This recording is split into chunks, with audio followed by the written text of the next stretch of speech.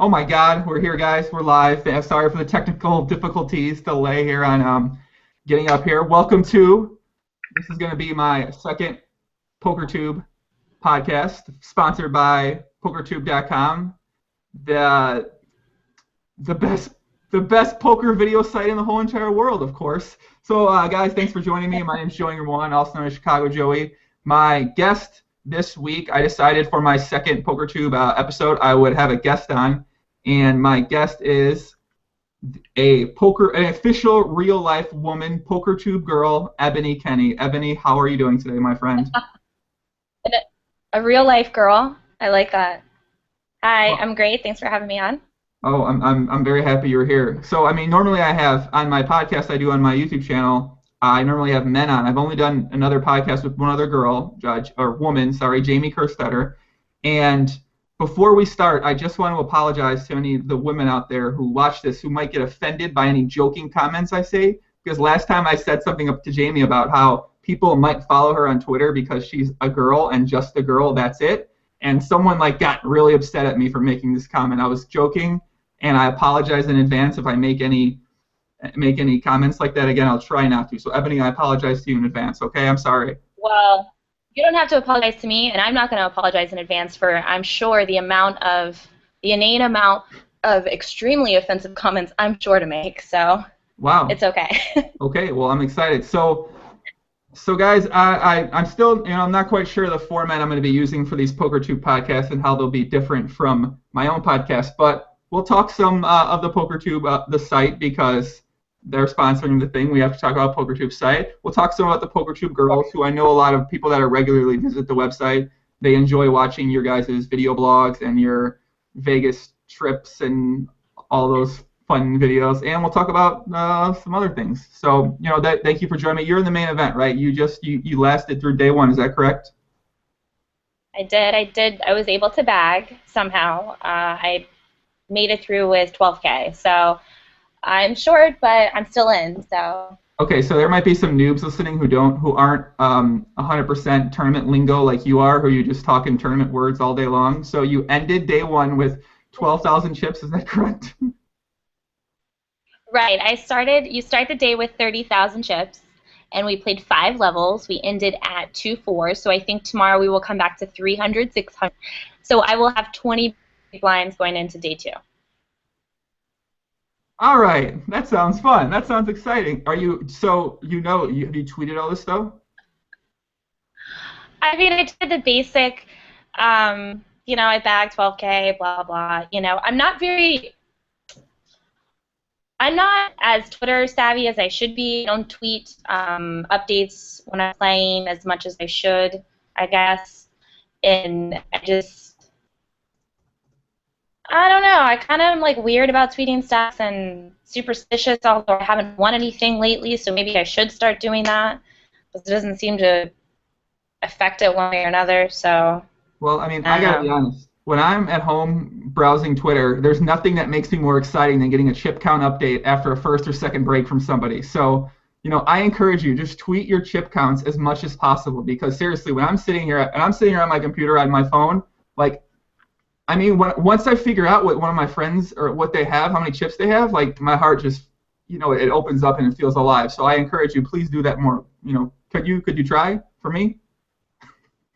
I could try. I do understand that, for you and for people like you, it's your sole purpose for your entire day, to find out chip stacks and how you played a hand and stuff. And I really, I should be more considerate. So I'll do that. I appreciate that. I definitely. If you ever get sucked out on a hand, I want to know about the hand. I want you to post the hand, 3 tweets. I just need you to post the whole hand history for me. Can you do that? Sounds great. You know what I'll do? I'll do a full-blown picture, which I have done before. So yeah, I'll do that. Well, thank you. Well, I suggested that you wear a tank top because I always encourage my guests to wear a tank top. And I should say, so if you're watching this on my YouTube channel, this is also going to be Ebony's showing us her boobs. I know you guys are way more excited to see that than. No, I'm showing you my tank top. Okay, wait. Go ahead. Show us your tank top one more time. Hold on. Can you show us your tank top one more?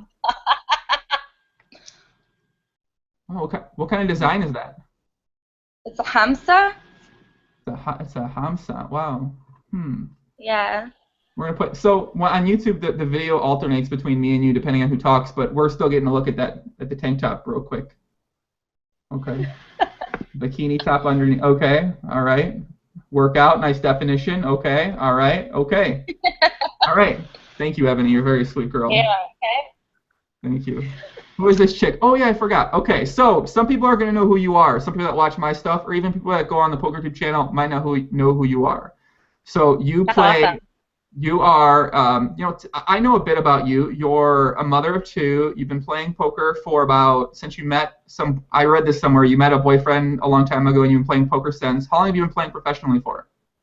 I've been playing professionally about 6 years. That's debatable depending on your definition of professional. Like, have I been uber successful at it? No. Have I been able to pay my bills from it? Sometimes. But yeah, I mean, it's about 6 or 7 years, and I've been playing poker for about 12 years. So you've been playing professionally. You're playing only tournaments for about 6 years? No, I started out playing tournaments. Actually, that's how I learned, and tournaments at home and all that good stuff, and then went and had my first shot in a casino and played a $45 tournament and won outright. And I will never forget, like, that tournament I won by calling a river bet with ace queen high, and I was good. Like, if I could only take like that raw, like, I didn't know what the fuck I was doing then.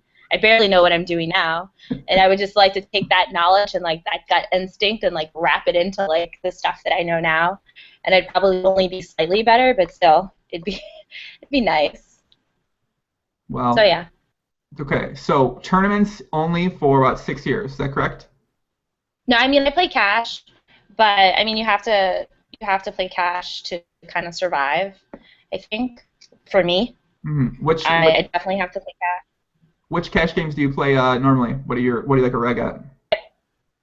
I play 2-5 and 5-10. I kind of jump around every now and then if it's a really good 10-20 or 10-25 game, then I'll jump into that. I'm very game selective. I have no ego when I sit down at a cash game, and I am not afraid to sit down and be like, oh, I know you, and you. I don't want to play this game today because at the end of the day I have to pay my bills and I have to take care of my kids. And I don't know about you, but if I have a choice between an easy 2-5 game and a tougher 5-10 game, I'm going to take the easy 2-5 game all day long. So.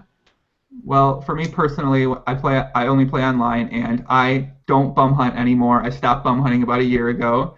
So if I have a choice between a easier game with good seat selection, like a good seat on a top tier player, I call fish tiers, top tier, an upper tier, a bottom tier, bad player. If I have the option between that, of course I'll take that. But I enjoy playing more games at once and battling against good players as well. But obviously in live, it's different. You always should be pretty aware of, because I think a lot of people that listen to this podcast are going to be primarily live players. So, obviously I think you would agree, seat selection is extremely important. You want to be with position on a guy who's giving his money away. You ideally want to be on his left. Now, when I started playing, I used to think, oh, it doesn't matter, or I want to be on his right because he's raising a lot. I don't want him to re-raise me or something like that. So it's definitely extremely important, and your win rate is just so much bigger when you have a good seat as compared to a bad seat. And so you think, absolutely. You mentioned you don't have an ego, correct? Or you don't think you have an ego? Well, I mean, I do have an ego. I battle with my ego, but it's a matter of like me being able to like check my ego, especially when I'm playing poker. So that makes sense. We as I said, we are live. To see where this is going. What'd you say? I said I'd love to see where this is going. Oh, well, I was just going to mention how modest I thought you were from some of the interaction we've had together, but I figured that's where I was going to go. I'm an expert. I'm getting better at segueing into things I want to get to, but it's perfectly fine. It's okay. So like I said, we are live streaming this on YouTube, and if you guys have any comments, if you want to message or add a Twitter at Ebony Kenney. Ebony Kenney, Kenney.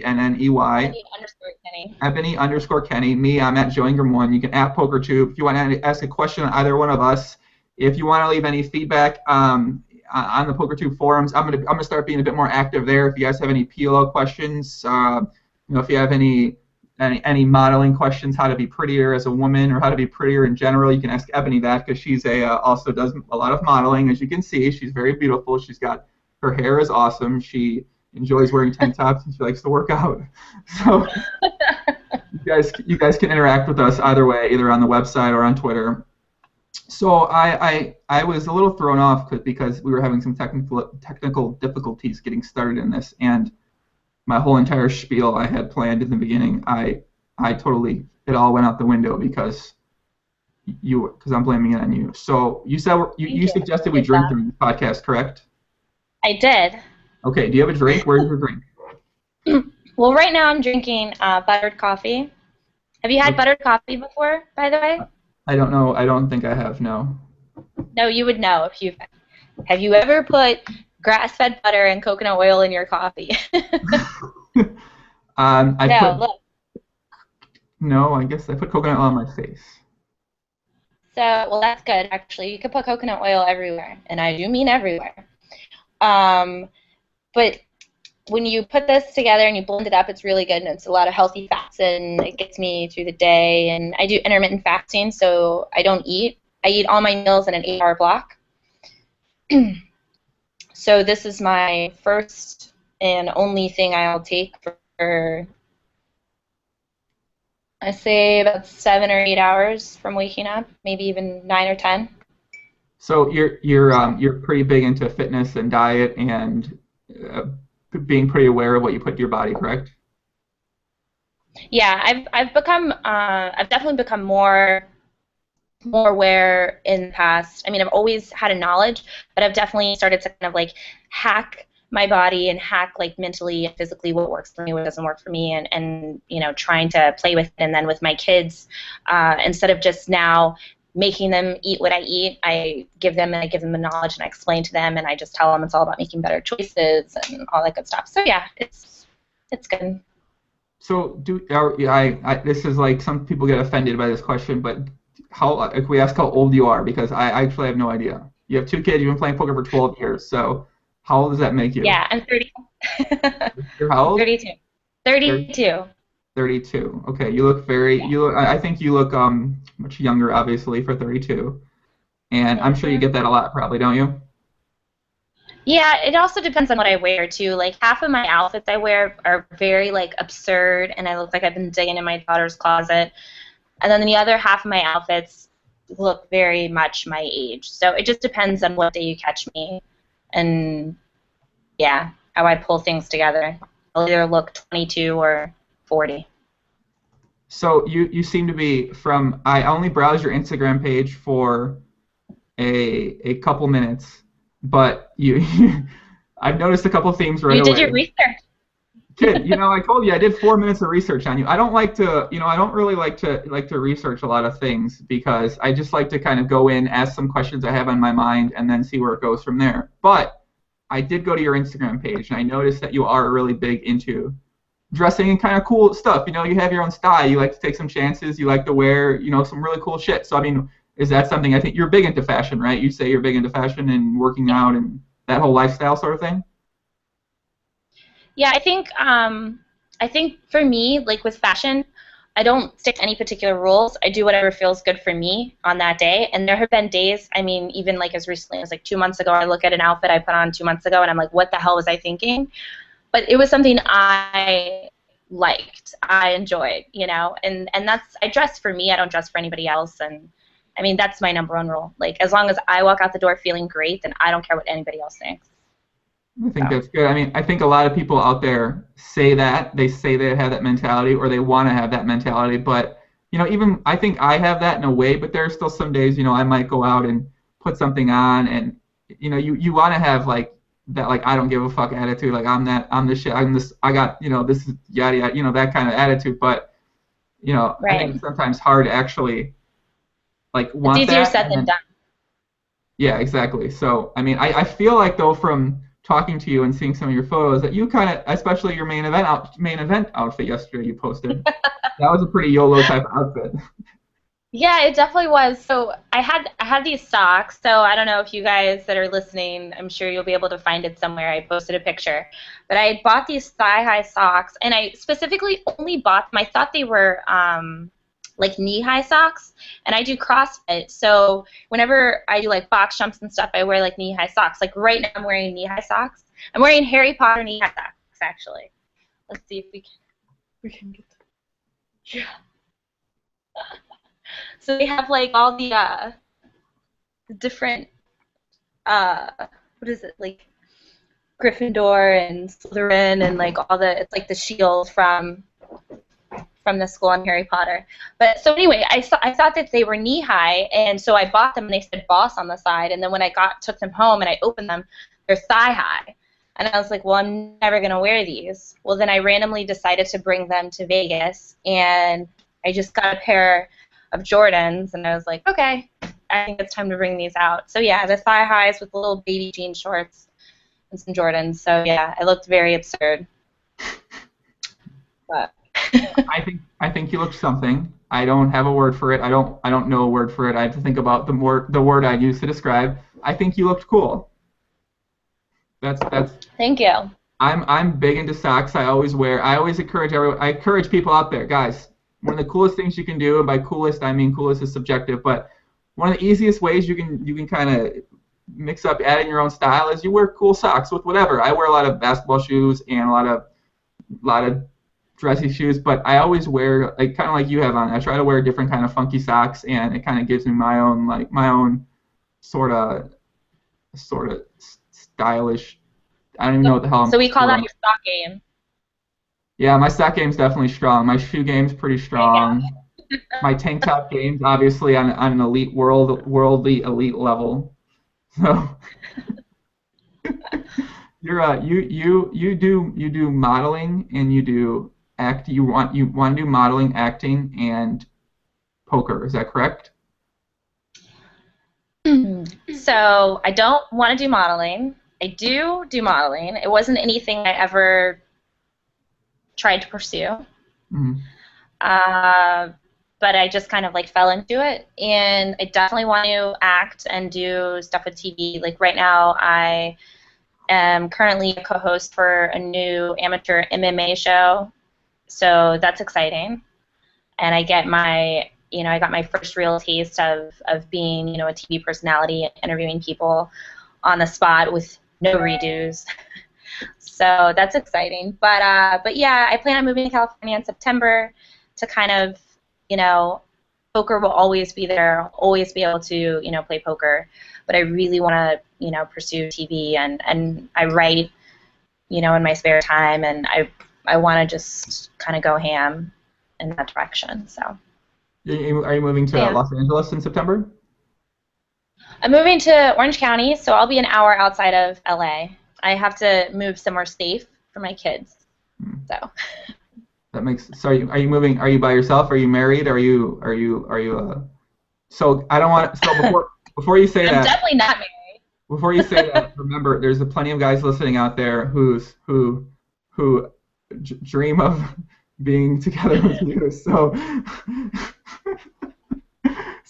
yeah.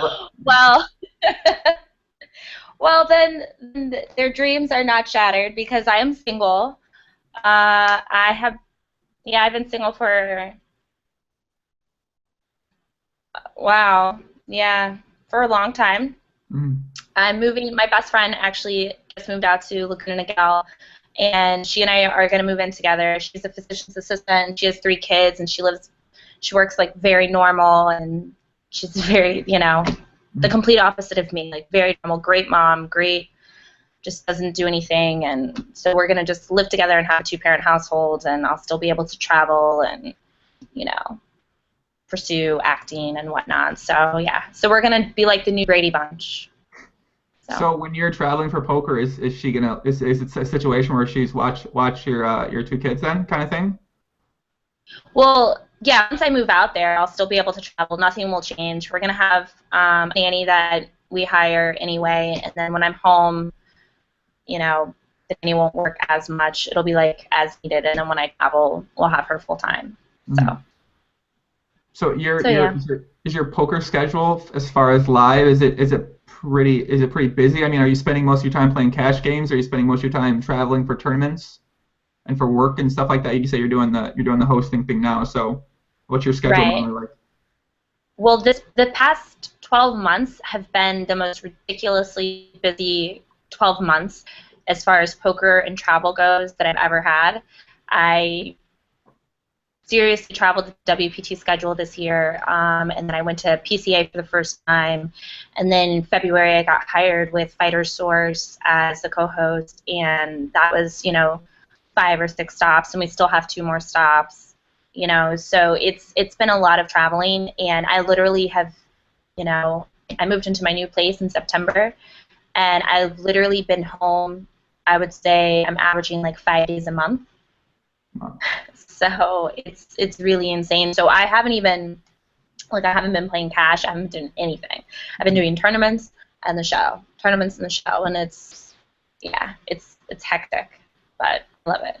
So are you like most tournament players that I know, and by most I mean 95%, who they're staked or they sell action for everything. I think that's pretty much the norm in tournaments Yeah. these days, right? So are you someone that Most tournament players are broke. I mean, that's just the way it is. I am backed. I have an amazing backer, and yeah, so yeah. are you backed for cash games as well, or do you play that on your own type of thing? Because I know some No, people do that. I play cash. I play cash on my own.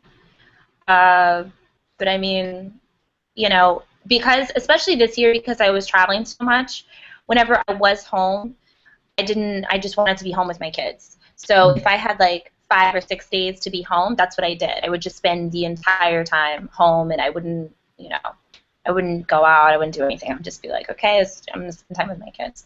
Because I know that, being on for 2 to 3 weeks out of every month, it's like I have to get as much face time as I possibly can with my children. So. Do your children stay with their father while you're gone then, type of thing? No. Their dad. They have separate dads, but their dads both one lives out of state, one lives out of town. So they are, they're with me full time. I have a great support system at home. I have 2 sisters that help me out a ton. And then I have an amazing babysitter who is, she works from home, and she's on call for me 24/7. So, which is awesome. I think that's got to be, I mean, I'm sure this is a common thing where people have kids, yet they are tournament professional poker players, but I guess especially for a woman, that has to be an interesting situation where you spend so much time away from home, and, your job is essentially, you can't really do your job kind of at home. You're always traveling for tournaments. So I mean, that has to be, how do you think that play? I mean, I'm sure on one hand you want to spend time with your kids, but on the other hand you want to pursue your poker, you want to pursue success, you want to pursue, acting. So I mean, how do you balance, I guess, that out between like your desires? Like I'm sure, like I said, some part desires family, other part desires success. How do you, what's your approach on that? It's it's tough, but I'm extremely lucky because my kids make it very easy for me. I have the most amazing children, and they're so well behaved and they're so mature. And poker has always been, a part of their life. I've been playing since my daughter was 1. She's now 13. So they love it, and we actually this year for the first time they expressed interest in wanting to learn. And so I taught them, and we played at home. But I mean, it's a very delicate balance, me trying to be a mom, and because I'm a single mom. So, and then of course, people are going to judge, and they're like, oh, well, she's more worried about attention, or more worried about this, or da da da da. And it's like, you worry about you, I worry about me. I know that my kids are well taken care of, and they're happy, and that's just the way it is. And even though, a normal single mom would probably have to work 2 jobs to provide the life that I give my kids, and probably never see their kids ever. They might see them for like an hour a day, 2 hours a day. And yeah, on paper it seems like I'm away from my children a lot, but when I'm home, like they get me 24/7. Like I'm just there. And my son is homeschooled, so I still, I teach my son at home, so I still find a way to do all of that even when I travel. So I mean, my kids make it easy. I don't think I would be able to do it with anyone other than my two specific children. Like, they are just the best, literally. So. I think something you pointed out was that obviously people are going to judge, and people are going to say this or say that, and I think you make a great point that people that sorry, I got distracted by a comment I just read on YouTube. There's some funny comments you put in here, by the way. I'm interacting with people, but I think you brought up a good point, was that as you are a single mom, and if you want to provide a good lifestyle for your kids, most other single moms are working. They're working just as much, if not more than you, and they're not home. They're home maybe a couple hours a night or something like that too. And I think that's something I didn't think of, and I'm glad you brought that up, because I think that is a pretty great point. So. Yeah, I think a lot of people, they judge too because I enjoy what I do, and I should be miserable, and I shouldn't be so happy, and it's like, why? Why should, because you're miserable, I should be miserable? Is that the way it goes? Because you're not pursuing your dreams, you can't figure out a way to make it work and balance family and the things you're passionate about, so therefore I have to, do what you do? That's bullshit. No. So shots I fired. think that's why a lot of people have a problem with it, because they're too afraid to pursue what they want to do because they're afraid of failure. So they're going to do what they're used to doing because they know that they can succeed even if it's on a very small scale. And that's fine. That's good for them. It's not what I want. I want to hear some of these comments, because your face is so great.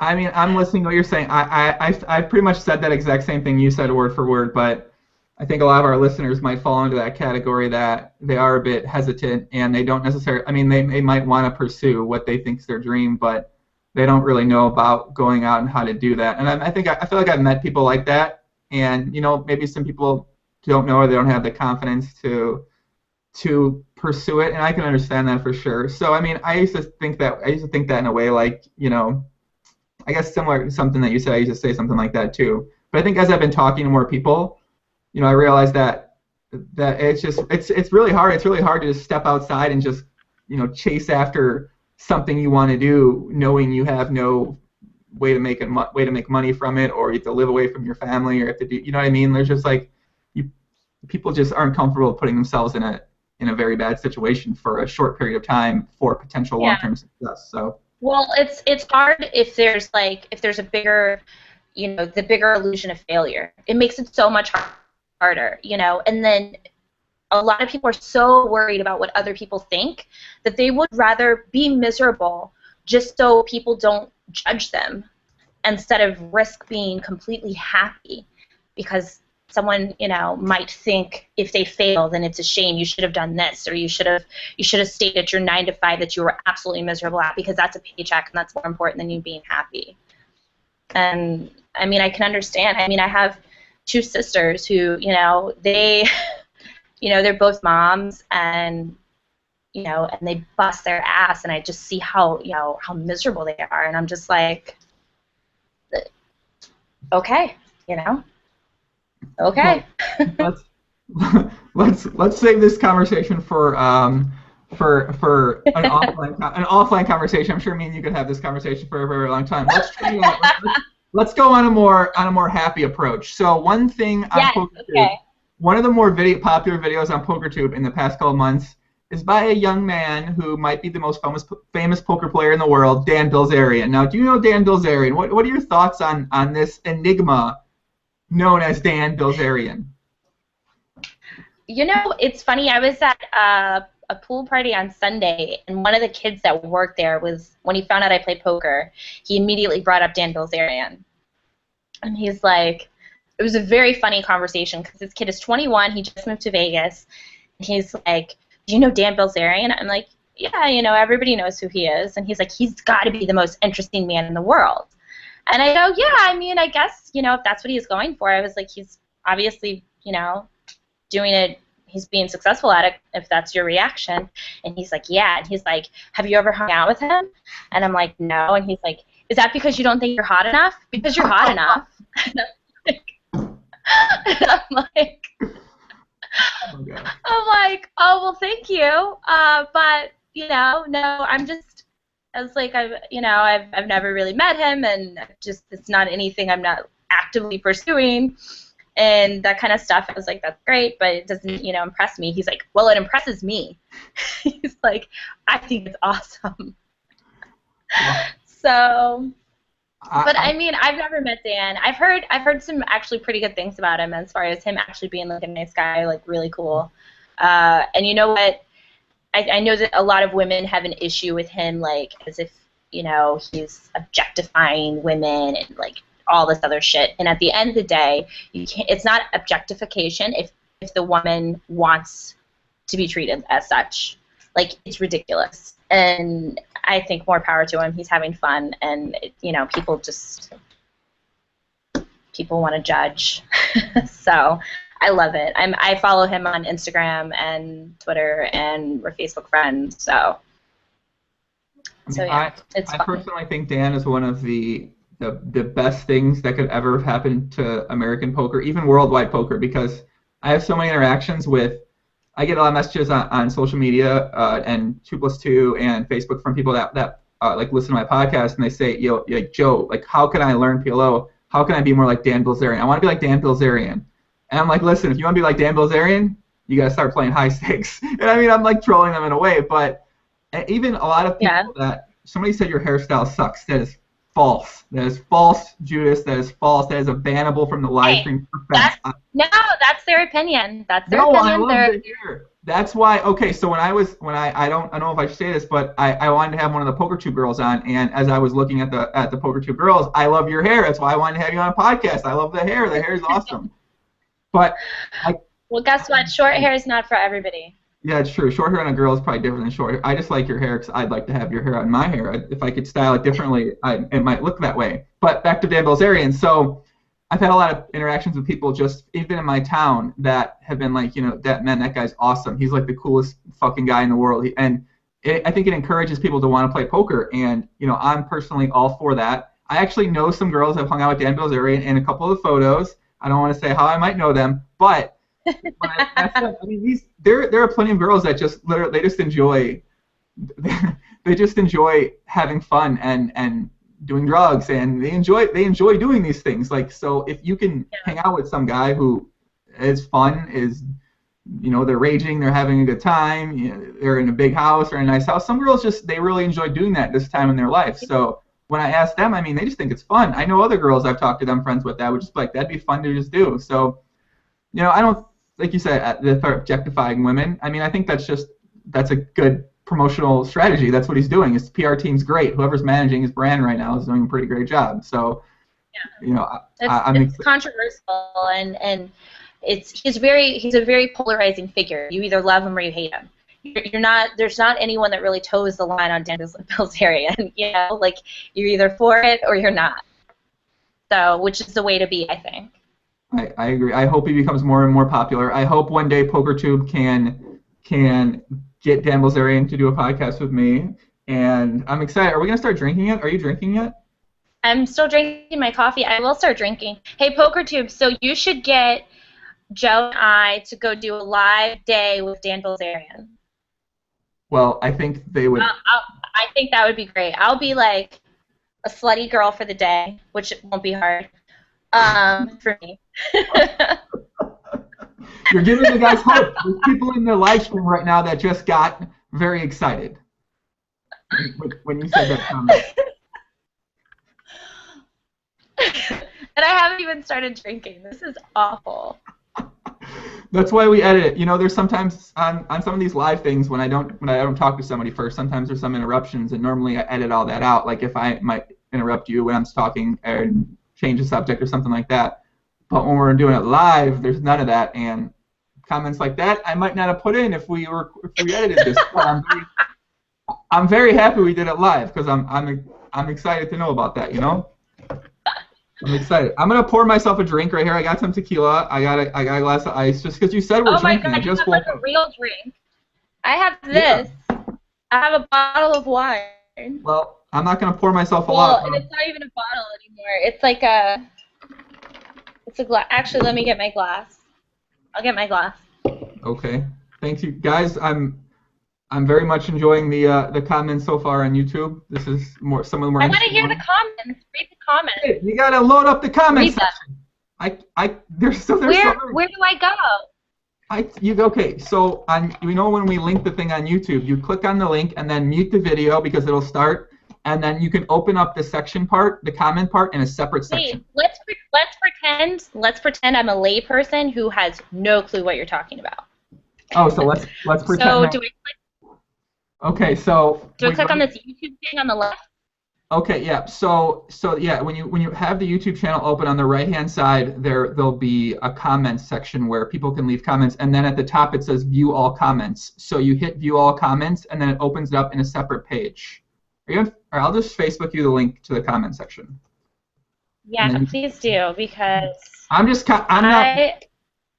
not mentioning any in real time, but I'm typing along the way to respond to some. So. John, I think you know John. He works at PokerTube. He's listening right now. Shout out to John. John, how are you? I hope you're enjoying your trip at home. He wanted a subject us to bring up, but I didn't quite understand it. So. Did you link me? He's got to clarify. It's something about the PokerTube girls. So. Did you get a chance to meet the other PokerTube girls? There's Natasha, there's Anna, and there's one more. Hold on. Laura, the interview. Are those considered the PokerTube girls right now? So we have Anna. Oh goodness gracious, I look awful. I just found the. Where are the comments? Hold on. We're gonna get to you, John. I promise you. I'm just looking for the comments. I sent it on Facebook. Yeah, I found the live stream. Oh. The comments. Oh, there it is. Oh, that's a lot of comments. I know, there's a lot. It's exciting. We'll get to some specific comments in a little bit, and I think I might do a live stream giveaway I'm going to give away something today on my live stream. I'm going to do 2 giveaways, one for PokerTube stuff, and 2 for people that I know are regular listeners on my live stream. I'm going to give them $100. And I can't decide who I'm going to give $100 to. I'm just going to give somebody $100 that I know listens to my live streams live when I do them, because I'm thankful that they tune in. There's some people that I don't know what their life is, but they tune into all my live streams. They're always commenting. I love them so much, and I want to encourage that to happen. So I'm going to give away money in a bit. We're going to give away some PokerTube stuff, and I was just buying time for Ebony to find the comments. Just find the comments, Ebony. I found the comments. I'm already so entertained. Okay, good. So let's go back to the PokerTube girls. So who are the PokerTube girls right now that you got a chance to meet while you're in Vegas right now? So I have met Laura, who's doing all the hosting and stuff out here, and then I met Anna. But I met Anna Kate before. I actually played with her in Borgata in January. I played with her at a cash table and bought her a glass of wine because I thought she was a really cool girl. So yeah. But that's it. I haven't met Natasha yet. And that's it. Unless there's some other people that I don't know about. I'm not sure if Laura's she's the young English girl who does the interviews. I think she might be considered a PokerTube girl as well. Did you get a chance to meet her? Yeah, I did. I've done a couple interviews with her, and she and I rode on the zip line together actually. Ooh, that sounds fun. That's how we met. We met, and then 5 minutes later we went on the zip line. And I'm afraid of heights, and we immediately were holding hands like this and screaming, and yeah, so that was fun. This might offend some women. So you said you bought Anna a glass of wine. I sure did. Was that your way? Is that your way of like trying to pick up someone? Is that what you do? You buy them a drink? I mean, no, actually, that would be a way that I would pick up somebody, man or woman. But in this case, I was playing cash with Christina Lindley, who's a really good friend of mine. We were playing cash at Borgata. I don't even know what. I think we were just playing like drunk 1-2 or whatever. So, and Anna was at our table, and she was playing, and Christina and I were sitting next to each other, and I just decided, like, I was talking to Anna, and I think she knew who I was, and so we had talked, like, we were like talking back and forth, and then I was like, Anna, would you like a glass of wine? And she doesn't really drink red, so I was like, it's okay, da da da. So I chose, and we got a bottle, and we ended up drinking, the whole night, and had a blast. So you said but I wasn't trying to pick up Anna. You said you're good friends with Christina Lindley? I am. Interesting. Why is it interesting? She's so awesome, by the way. Well, I don't think I'm allowed to talk about that. So let's just say I know Christina. Okay. I'm not. No, I literally I can't say anything else. She's gonna punch me in the face or something. That's it. That's it. Let's edit that out. Edit that out, John. Edit that out. There's a story here, and we'll talk about this off air. I like Christina. She's very nice. She's very hardworking. I think she's a super smart girl. I definitely Christina's cool. She's very fun. She's nice. She's fun. Christina's someone. As soon as we met, I knew that we were going to be lifelong friends. She and I just connected, and it's spectacular. And hi, Christina, I love you. So yeah. Wait, do you think Christina's watching this right now? No, but she will later. Oh my God. She's playing right now. Christina, please don't watch this. I didn't said nothing. I just said I know who you are. That's it. But yeah, she was very hard worker. I remember. So I think when I thought about girls that I've met that play poker, I was really impressed by how hard she worked because she seemed like she was really, I don't know if she's still like this, but she I guess I didn't really meet too many women poker players before that, and I didn't get to see, if they had the same approach as I guess some of my friends. But with her, I noticed her work ethic was even stronger because she felt like she had more to prove as being a woman in the poker world. So she was always thinking about poker, thinking about how to get better, putting a lot of hours, and that was one thing I took away. I was really impressed, but that's when I realized, and I guess you probably might feel this as well, but I feel like, do you guys feel like you try to push yourself even a bit more to get better or to do better because you're a woman? Do you feel like you have more to prove to, I guess, the male counterparts out there or something, like anything like that? If that makes sense? Okay, so this kind of goes hand in hand with like my image and what people think about me. So for me, when I first started playing poker, I'm extremely feminine and I enjoy dressing up and, whatever. I think I offend some people, and I explained this to you yesterday, or I explained a little bit. But so when I first started playing poker, I was very, I was in heels and jeans and tops and full makeup all the time. And then I went through a period where I was very concerned with what people were thinking. And people, I remember I was engaged, and, I just started playing poker in Florida. I didn't know anybody, and people were just, I would hear like all of these rumors about me, and I'm like, what? Like, I don't know anybody. Da da da. And, people would just throw things out there just because I don't know what the reason is, but whatever, they would do it. So then I went through this stage where I would show up in like crew neck t-shirts and like I would no makeup and like sneakers and try and like really dress down because I was so concerned with what people thought, and I didn't want them to think that I was just some dumb girl. Everyone always thought I was some guy's some poker player's girlfriend who he just gave me money and I don't whatever.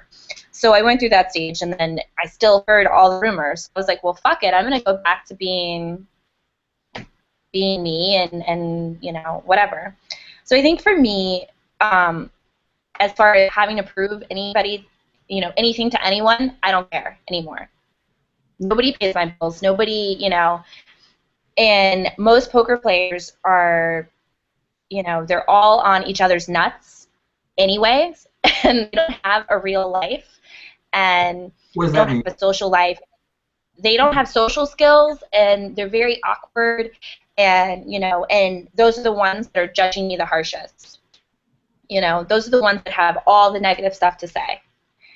And they probably don't get laid. They probably, it's just a lot of things, that they, and it's whatever. And I'm sure there are exceptions to every rule. And I'm not saying every single person is like that. I'm just saying, generally speaking, the people that are hating on me the hardest are the ones that don't really have anything going on. So I don't care what anybody thinks of me. I don't have anything to prove anybody anymore. I used to, and I used to be very concerned, and I used to, push myself because I was so concerned. And now I'm like, I'll push myself because I want to do well for me and my children, not for the rest of the world that doesn't do anything for me. So don't you have to prove to your potential backer in the future to keep backing you for tournaments, that you're good at tournaments? I mean, of course, but everybody knows that tournaments are, tournament poker is, you don't have to be good to be successful in tournament poker, and, you just have to, have a good run and run pure for a set amount of time, and, and that's why I think, like, for me personally, like, I love cash games, and it's a pure, over time, your skill is gonna, you're gonna beat the worst player, over time. 90% of the time, you're gonna beat the bad player. And the thing with tournaments is you can't come back in and play against that same bad player that sucked out on you, So I don't care what anybody thinks. Well, so as long as I know that I'm happy with every decision I make on the poker table that day, and as long as I try to play better than I did yesterday, and I recognize when I do have bad days, and I'm my own worst critic. So when I say I don't care what anybody else thinks, that doesn't mean I don't care what happens when I sit down at the poker table. I take a lot of pride in the things that I do, and I recognize when I have bad days, I recognize when I have good days, and I recognize when I have mediocre days. And as long as I analyze that and try to make myself better every single day, then I don't care what anyone else thinks. So you being a live tournament player, and I guess a live cash game player, what are you doing? So I play only online PLO, and because people are asked that, I play mid and high stakes I live in the USA, so I play on all the Euro sites and kind of Bovada, that's American site. I don't really play on the other American sites, but I spend a lot of time working on my game away from the table. But for online PLO, when I'm working on my game, I think it's a different things I would do than what a live tournament player or a live cash game player. Like, so do you spend a lot of time? I know everyone says they do. No matter, I've asked everyone. No one's like, no, I don't spend any time with my game away from the table. But realistically, do you spend a lot of time away from the table getting better? And how exactly, what resources are there that you use to do that, so you feel like you're improving each day, I guess, if that's something you worry about? The thing about playing live and being primarily a live player is, obviously I understand that I'm behind the curve of online players, because they get so much more, they get a much larger sample size, and they get so much more information in a much shorter period of time. They probably get like 80% more information than I do, and that's probably a low number. So I watch, I am a member of Run It Once, and I watch a lot of videos. I try to watch a lot of those videos. And I am limited to what I can do. And I do know that, because of my other pursuits with TV and then balancing the family and this and that, I don't put nearly as much time as I should into getting better at poker, but I know that in the past year and a half, I have put a lot more time than I have in the past. So it's definitely something I work on, and I'm aware of. So. Well, I definitely think even for people that are listening out there, I think one of the things that really separates the okay players or the decent players from the great elite players is that I don't really like to ever talk strategy, poker strategy, or poker approach strategy. But the people that are the other guys I play, my other regulars in my games, they're not going to listen to this podcast probably. So I can talk about this. So, but what really separates the tiers of player as you're progressing up the stakes, or as you're getting better, as you're having more success, is that time you're spending on your game away from the table. Because as player, especially I think in no limit tournaments and no limit cash, everyone kind of knows what they're doing on some level these days. So even unless you live in Florida. What'd you say? Unless you live in Florida. That's definitely true. But even to that degree, when you're playing against bad players, you can get a lot better at figuring out ways to exploit them. I mean, when I was just bum hunting, I broke down every bad player's game from top to bottom and figured out all the areas they're giving away money in. And obviously, I think that's harder with live, but I think this is just in general approach I want people to know, is that you really need to focus on working away from the table, whether that's watching videos on Run It Once. I know another guy did a podcast with Bart Hansen. He's got a live poker training site called Crush Live Poker where he has live videos from Live at the Bike, and they talk strategy on that. I mean, basically all the resources that are out there for you guys. You know, I want to encourage people out there to really make an effort, even if it's an hour a day, a half hour a day, because a lot of times we like to think we're making an effort to better our game, but in reality it might be 5, 6, 7 days before we legitimately did anything.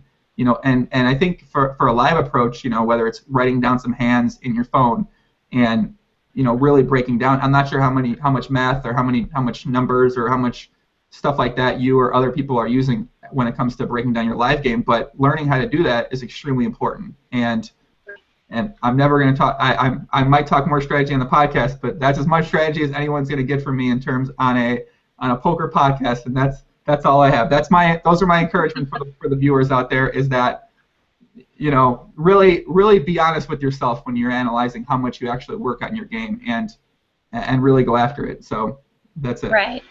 Well, and you know what's so great nowadays is from the time that I started playing poker to now, which is, you know, freaking like almost a century in poker life, the amount of knowledge that's out there is exponentially greater, and there's just no excuse, you know, you can't say like, you can't really have an excuse to say like you don't have access to the knowledge, because there's so much access, so much knowledge out there right now, and it's just crazy. Everyone's getting better at a much faster rate than they used to. I definitely agree. Do you play any PLO, by the way? I do not play any. I do play PLO, but I have not played any PLO in quite a while, and I really love the game, and every time I play it, I don't want to go back to Hold'em. So it's the game everyone in the world should be playing. If you play No Limit, you should immediately play PLO. If you have any online sites you have access to, go play. It's awesome. And then when you don't know what to do, watch my PLO podcast on my YouTube channel at JoeIngram1 and learn even more from the best players in the online world as they give their insights to PLO what a great plug. Poker strategy. And then go watch some poker PLO cash game, Poker After Dark, on PokerTube.com, the best poker video site in the world. That's it. That's all I got. Can we put our PokerTube patches on now that we mentioned PokerTube? Oh, I don't know if you've mentioned PokerTube once in this podcast. I was told mention PokerTube in the podcast by the powers that be. I feel like I have a job now. I haven't had a job in so long. There we go. Okay, so hold on. I'll put it back on you so the viewers can see this real quick. So, okay, your patch. Are we having a patch placement contest? Yeah. Okay, so you're gonna go right there. I am gonna go right there. Okay, so the viewers gonna decide who places the patch better? Yeah, absolutely. So I win, but go ahead. You can try. Okay, I'm gonna put it back on me. I'm gonna place my patch. Hold on. You're right. I can't. I got nothing. I win. I got nothing. You were instantly about to lose the majority of your viewers. No, well, you have to understand, a lot of my viewers like men and women, so they would have totally been okay with me putting the patch down there, so it would have been fine. Yeah. It would have been okay. So I think you win the patch off that we have. So you mentioned last night you like to dance. You're a good dancer, right? Yes, I love dancing. I challenge you to a dance-off. Are you drinking yet? You're drinking, right? I'm drinking too. I am drinking. Okay. A dance-off? Okay. Okay, I challenge you to a dance-off. We each get 15 seconds to show a move, and I'm embarrassed myself because I have a broken finger. But okay, we each get 15 seconds to show our best dance move. Okay, no music. This is just the music in our head. No music. No way. The music in our head, the music in our heart, the music in our soul. We have to have music. Okay, you want a song? What kind of music do you listen to? I listen to everything except. Okay, I hate when people say that. What about? Let's be more specific. What kind of music do you listen to? Well, it depends on what kind of dance I want to do. Let's say you were gonna, for the viewers at home, let's say it would involve clothes coming off. What music will we be listening to then? That's feminist. The comments, they're gonna hate. The women are gonna hate this. They're gonna hate it. I'm sorry. I'm joking around, guys. Calm down. Calm down, Shanandi. Calm down. Calm down. Just take a chill for a second. Let's see. Hold on. Let me look at my phone, and then I'll pull up my favorite. People want to see twerking. They want to see me twerk? Josh McIntosh says he wants to see me twerk. Is that true? Yes, twerk. I don't twerk. I'm not a twerker. Well, you know what? You're on Google Hangouts with like somebody who gets accused of being like Miley Cyrus, this girl. So you might as well twerk. What nationality are you? Are you white, black, Asian, Hawaiian, Indian American? The first two. White and black? I am. Nah, I was hoping you were black and Asian. Damn it. No, I'm not a Blackanese or whatever that's called if you're black and Japanese. No, I am. Yeah, I'm black and white. And yes, Ebony is my real name. Do you know how often I get asked that? It's so ridiculous. I'm sorry. It's very absurd. Okay, someone says the song. I'm in. I like this song, so we'll put it on. What song? You'll see. You'll hear it. It's coming up right now. It's a song about you, debatably. That some might. Okay. No way, I'm kidding. I gotta edit that out again. Oh God. There's no editing. Fantastic. This song reminded someone of you. Let's see. Let's see if they can. Will it load? Oh my God. I'm not sure. Let's see if you can hear it over there. Can you hear it? Barely, but I can put it on for me. Put it on for you. Actually, let me put it on, and then, because I have a little speaker that I can put it on. Oh, that's perfect. That's exciting. Yeah. Rich Gang, Tap Out. I think that's a pretty good song to play for this. Okay. Is it a song that like, is danceable? Yeah. Or is it like a slow? It's Tap Out by Rich Gang. Do you know that song, right? Do I have to sing it for you? Tap Out by Rich Gang? I can. It's got Lil Wayne, Future, Birdman. Oh, there it is. Tap Out. You don't know that song? It's about a woman who's got $1 million. Can you hear that? Song's about. No, I can't. Yep, that's it. That's loud. Oh my God!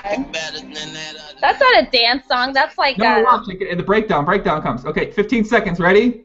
Wait, no, you're first, because I did patch placement first. Bro, you're first. Come on, let's go. No, you're definitely first. And this is not a dance song. This is a hood, like I'm hood, and I'm like, that's what kind of song this is. That's not a dance song. I can't beat that face. What was that face again? Do it again. Huh? Do that face again. This.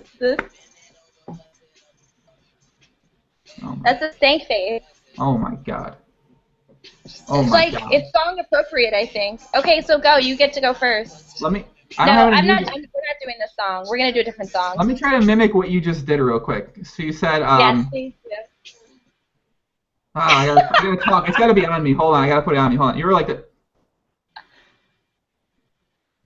You know the best part about it is your broken finger. What's wrong with my broken finger? That's the best part. That's the best part of that whole thing. Hold on. Let me break your finger and see how tough you are. You have to man up. You were mentioning that. Yeah, I think I'm manning up, but it's a very painful broken finger right now, unfortunately. All right, let me find. Oh, here we go. You can dance to this one.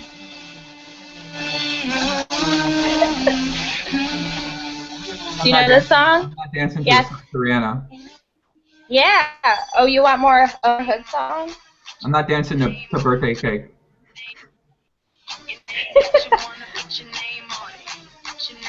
Do you want to dance to Miley Cyrus? I'm getting nervous. Do you want to dance to Miley Cyrus? I'm getting nervous about my dancing right now. I dance. I'm a big dance music festival. So I like EDM. I like dance music, and most of my dancing I practice is orientated towards that manner. So, but right now I'm working on a lot of liquid stuff, which is like it's a lot of hand movements, but it's hard to do with this broken finger. So it's a lot of like hand Well, so movements. then you have to work on something else. Then you have to do something else. I could strip if people want to see that. You guys in?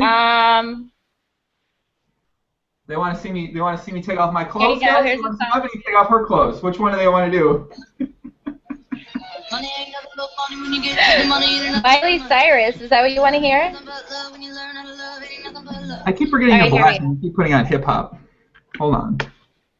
No, I put on Tom Ford. Here you go. What about like a white person song? There you go. Can you hear this? We're watching you. Go ahead. Do your move. Huh? They want to stand up. People want to see you stand up and dance. They don't want to see you sit down. They want to see what? They want to see you stand up. Stand up. Move the chair. They want to see. Everyone's asking. Calm down, guys. She's doing it. Coming up, coming down. Is this really about to happen? I'm not even drunk enough for this. I'm not drunk at all. It's okay. Wait, I'm just going to show my sauce. What? Pop my Parisian, it's whole crap in no time, it's fuck all y'all season, piss windows and balconies, flush Okay, out all right. That was your. Is that good enough? That was good. Everyone. I mean, people wanted more, but that's okay. That's what you gave us. Thank you. Well, you know, you guys want hood music, and unless it's like. Who wanted hood music? You wanted hood music. No one else wanted hood music. The first song that you put on was like super hood. Somebody recommended that. I didn't want to listen to that. My type of music is. Something that you want. How about it? Put on something that you want. Put on something that I want. I don't need music to dance. There's music in my soul, in my head, in my heart. Here you go. You can dance to this one. You can do your. Ariana Grande? Oh my God. Huh? Ariana Grande? Yeah. You look like an Ariana Grande fan. I can dance, but not. It won't show me because it's only gonna hear you. So talk, and then it'll go on you, and I'm not gonna say anything. I'm just gonna dance. Okay. Go ahead. Dance. Come on. No one can see me. Nobody can see that. It's okay. I exploited the YouTube Google Hangout setup. Oh my goodness. Are we done with this dancing thing now, please? Well, there's one person that's seen me dance in the live stream, and that's somebody who says he's mean to you. I don't want to mention his name, but he said some unsavory comments to you, so I don't want to mention his name, but he's seen me dance before, and he knows I can dance. But I can't mention his name. He's a very controversial Twitter character. Oh. Do you know who he is? He's in the chat right now currently. His Twitter name is Stars Reg Problems. Do you know this account? Yes, I believe so. He said that he said some unsavory comments to you. I told him if he ever says anything that to you again, I'm gonna break his fucking leg. So. No, listen, that's his problem. If he wants to make some unsavory comments about me, then there's obviously something wrong with him internally that he has to project it onto me. So he can say whatever he needs to say to make him feel better, and that's fine. We'll leave it at that. You hear that, Mad Dog? Fuck off, buddy. That's what you say. If that's what it takes to make him feel better, is freaking, raging on someone he doesn't know, that's absolutely fine. More power to him. You know, the weird thing is he really wants a black girl that could play poker too. So you'd think he'd try to sweet talk you with his red problem moves, but. Yeah. See, the thing about wanting things is it's good to have goals, especially unattainable goals. Segue. So, there's that. Well, you mentioned goals, right? So what are your goals? What are your poker goals? That's a great segue, my friend. I can tell you do hosting on that for the MMA reality show you're talking about now. Amateur stuff. So my poker goals, I mean, obviously I would love to, go deep in the main and I mean, everybody wants to win a bracelet. I would love to win a WTT title. You know. All right. Well, I'm going to talk about goals real quick, and then because I can tell you're a little bit you're kind of not sure right now. I'll let you think about it. But this is one thing I think is important for people out there, the PokerTube, the listeners out there. Set goals for yourself. Set poker goals. And now, I mean, obviously that's easy. You know, a poker goal could be we want to make $1 million, or we want to do this, we want to do that. But you need to break it down farther. So I kind of do it in two ways. I set myself short-term goals. That's 1, 2, 3 week goals, and then I set myself long-term goals, whether that's 6 or 7 months. And how I decide is that, all right, well, I'm going to try to play this hour or this many hands or this many.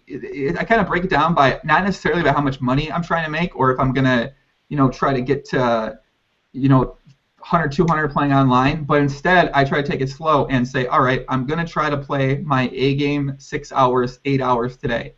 And a lot of this requires you being honest with yourself, whether you actually play your A game. And if you find that you set that goal for yourself and you're not actually doing it, well, you need to, the quicker you're realistic with yourself about you're not meeting your goal, the quicker you can then figure out how to get better and reach your goals. So, for instance, some poker goals I have right now is that I'd like to play, you know, I play 60 hours a week, and I want to try to play my A game. No monetary goals and no stakes goals, get to the higher stakes.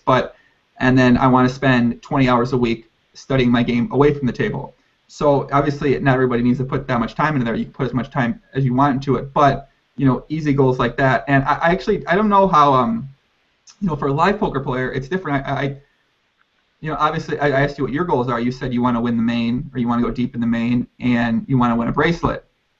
But you know, so when you break it down from there, do you have any more like short-term things you'd like to get to? And I think for some people it is a monetary. Maybe they want to get to a certain bankroll. Maybe they want to get to a certain bankroll so they feel more comfortable to move up stakes.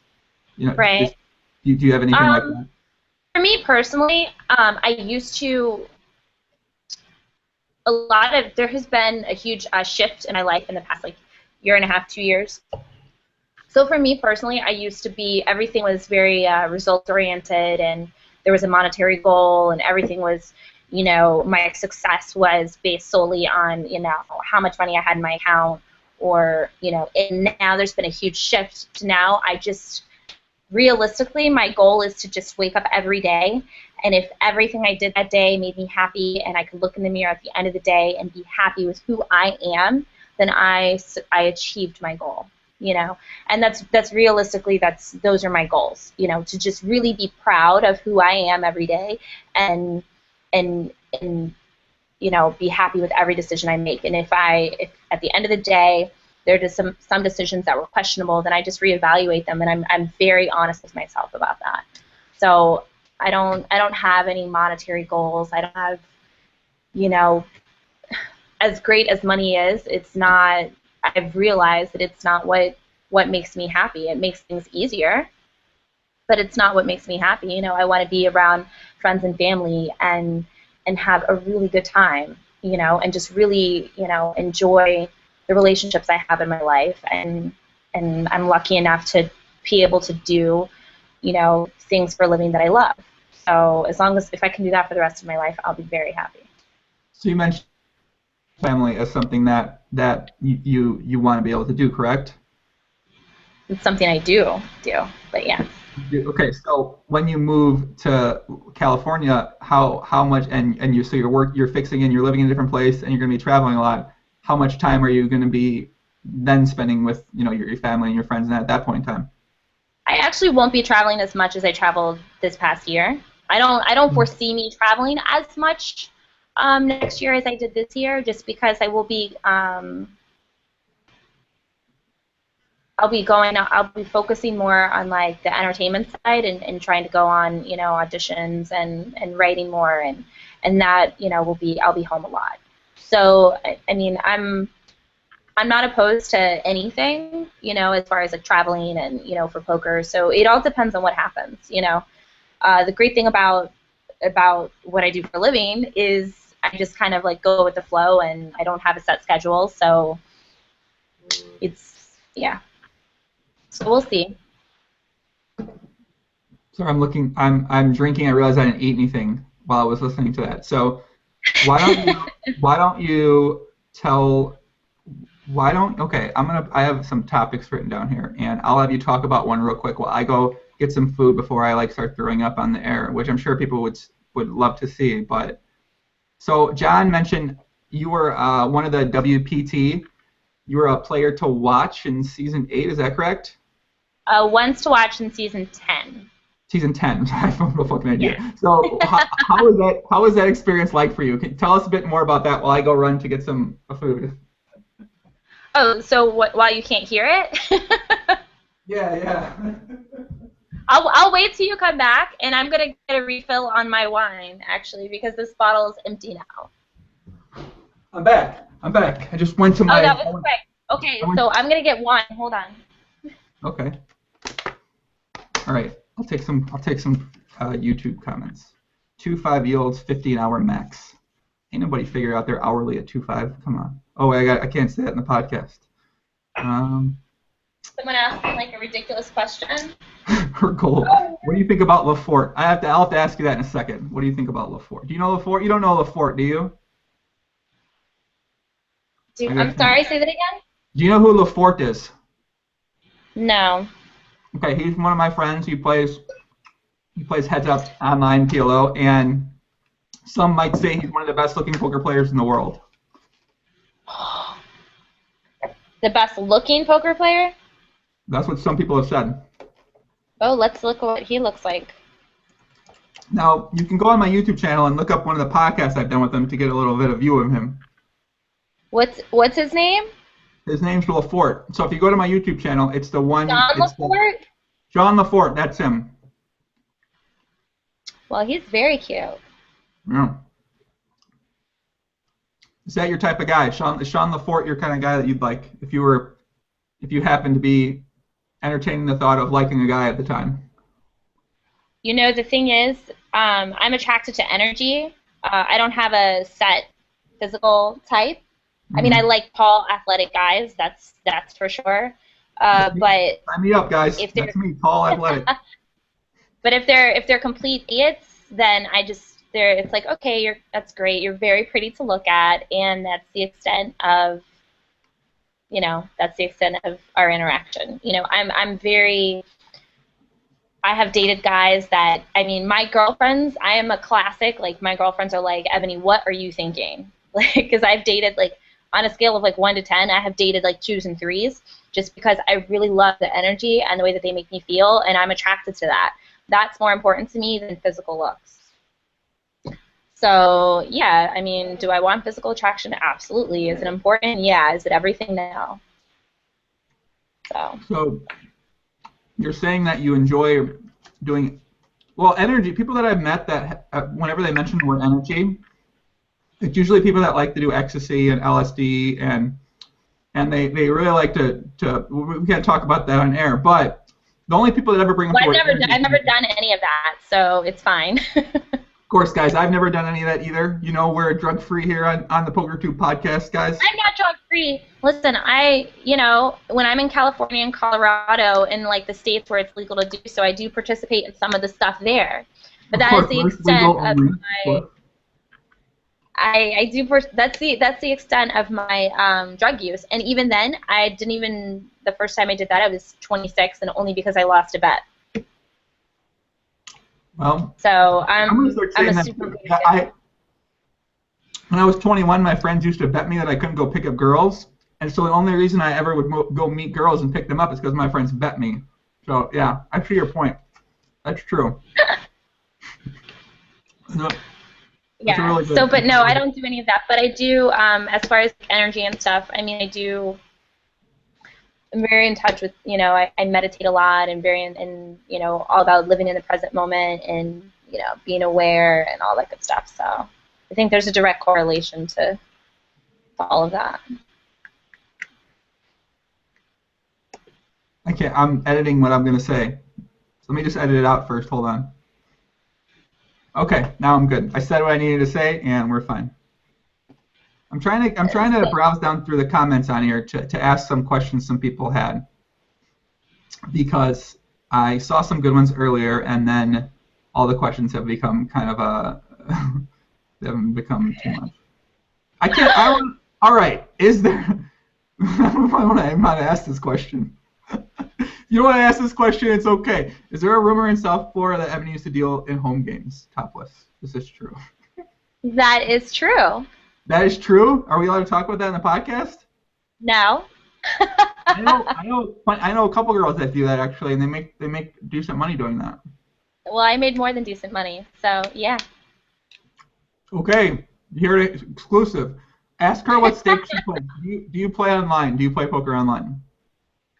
So I don't right now. I've tried a little bit of Bovada. I don't like Bovada on the Mac, and I don't like my Windows system on my Windows computer, so I don't play. I did play online right before Black Friday. I want to say like 4 months before Black Friday. I had never even played online seriously, and 4 months before Black Friday, I decided to play online seriously, and I had a couple scores, which was pretty cool. And then I got a deal with Full Tilt, and a week before Black Friday. So yeah. Must be nice. Must be nice. Get a deal with Full Tilt. Yeah, it was a lot of fun.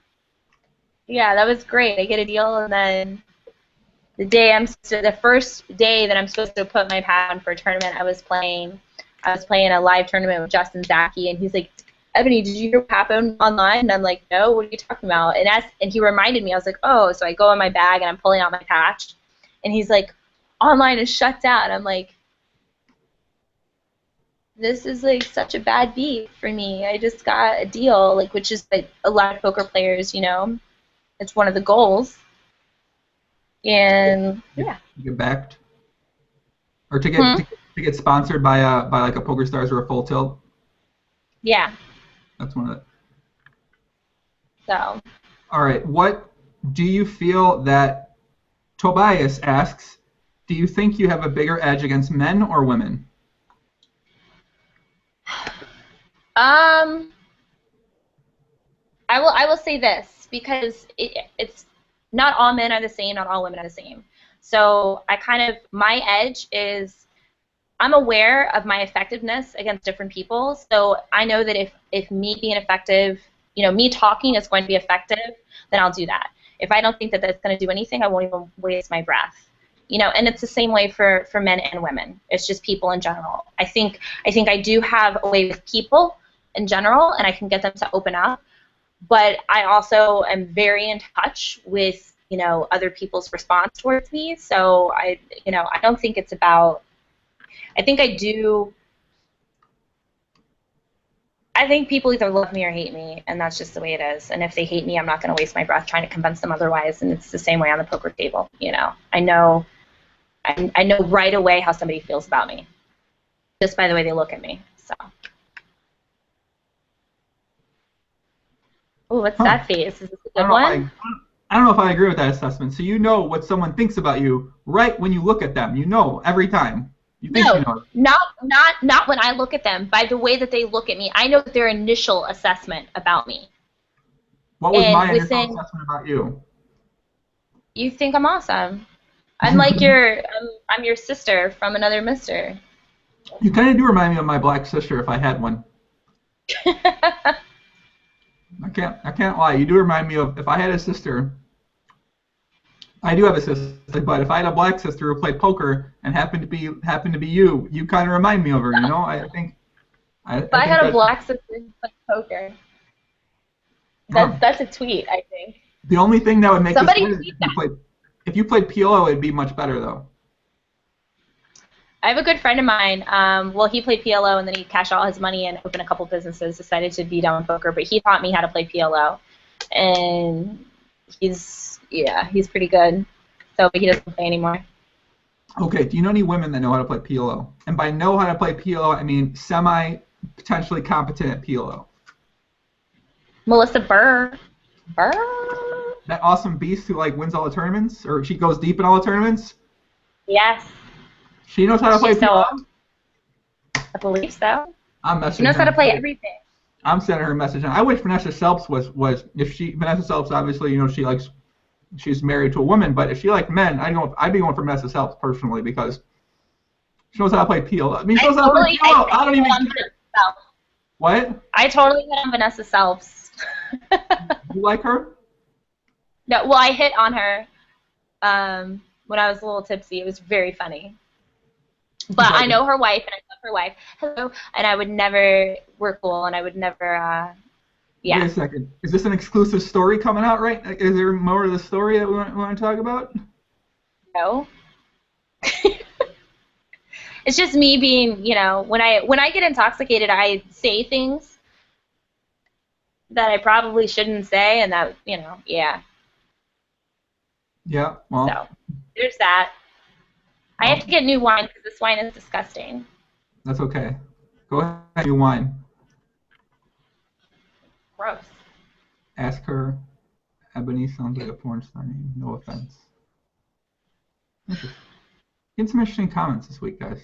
Look how I have put my PokerTube patches when I get home.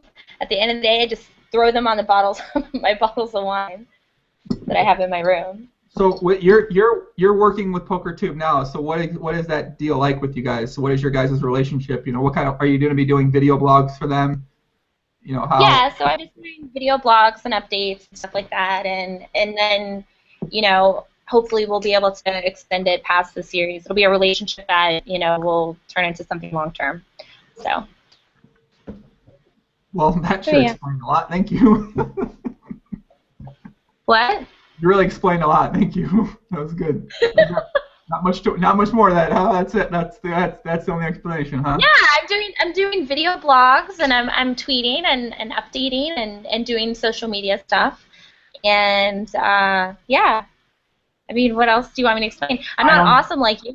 I'm not having them do. They're not having me do a podcast, which I think now they should just have us do a joint podcast, and we just invite other people, and it could be just a complete shit show. That could be a fun idea, and I have some more ideas on that. But no, now they're gonna come with that. They mentioned an idea about, because I said for the podcast, because right now on the website, on PokerTube site, you can't really find the podcast, and I mentioned that if I keep doing podcasts for the site, they should make it where it's a more visible type of thing, so that people that come to the site that watch some videos, maybe they watch the podcast, they'll want to come back and check for some new episodes. So, right, it should be on the homepage for sure. Yeah, so if something like that happens, I don't know, we'll see, but they might want me to do I don't know what this means, exclusive podcasts, and if that might mean they don't want me to do my podcast on YouTube, but I make enough money from poker where I don't need to. I'd probably just do it on YouTube for free still. I don't think I'm gonna. I can't abandon my precious YouTube channel right now. That's my favorite. And you don't even monetize your channel, do you? No, I don't really care too much right now. I mean, like I said, I do poker as my primary thing, and a lot of people have asked me these questions about my podcasts. It's like you know, what's the point of doing them? And honestly, I just do them because one, they're fun. Two, I think a lot of the podcasts that people do out there are done by people who aren't actual poker players. And you know, I'm not saying that's a bad thing, but a lot of the podcasts that I've liked, the people don't play poker. They might play poker. They're not good. They don't have any success. Like, they have no real credibility behind the stuff they're doing. Those that can't do. And I'm not saying I don't like those. I've been on a couple of those before, and they're fine. But I think what makes the stuff I do unique is that I actually am still playing in the games. I've been playing, you know, for 6 or 7 years. I started at the small stakes, worked my way up. I played millions of hands, and I kind of, you know, I think it gives more credibility behind the stuff I say. I try to be a bit entertaining. I try to be not as serious, not as strategic as other people kind of get when they do the stuff. So, and ultimately, I want to help open up exposure for people to want to play PLO. So, you know, that's kind of why I do podcasts. And as far as monetizing goes, I think you said that, and some other people said that. But I mean, I don't necessarily care. I mean, how much money can you really make from doing podcasts? You know, it's not about. I mean, you're not going to make anything that's going to break the bank, that's for sure, or even remotely pay the bills. But I mean, you see like these YouTube people that have become like freaking sensations. But I mean, that's neither here nor there. That's the only potential, I think, in you doing YouTube stuff as far as increasing your views and subscribers. I think there's potential to make money in that. I think if eventually I start doing some type of site, which I kind of have in mind I might do, you can make some ad revenue from that. And I think before it actually ends up becoming anything worthwhile, it takes a couple years. So I think in that stage, the stage I'm in right now is just trying to put out entertaining content that people enjoy watching and come back to. And so, right. And you have fun doing it. So that's why, like, at the end of the day, if you enjoy it, you'll do it no matter if you're getting paid or not. So. For sure. I mean, I get to talk to all my friends at PLO. I don't actually ever get to have a 2-hour conversation with any of my other guys I post with or talk to on Skype all the time. We get to have like an open conversation about, all kind of stuff we'd normally talk about. So it's kind of, it's fun to have it out there. Okay, I'm going to excuse myself for 2 seconds because I have to use the ladies' room. So I'll be right back. All this drinking has got me. I'll be right back. The bottle? You guys don't know about the P bottle, do you? I don't know if you guys know this, but for people that play online, one way you can maximize your EV is if you have a P bottle. And I think there might be some custom, Joiner 1 P bottles coming out soon. But I don't think you guys want to see one I currently have sitting down here, but I would suggest you guys definitely go out there, get yourself a bottle. That you can do Gatorade bottles, you can do a jar. You can do like a tomato thing, but a little bit deeper jar. Maybe like maybe something a salad comes in. You get a pea container. You can go to the bathroom and dump it. I know it's kind of disgusting to a lot of people, but this has been one way I found to play a 20-hour session online. You want to maximize all your EV you can. You want your hourly to be as high as possible. You want to feel comfortable. So I found in the past that that's. Okay, I'm not trolling. My mom might be watching this, and if she's watching, I'm sorry that I talked about that. More people could hear it.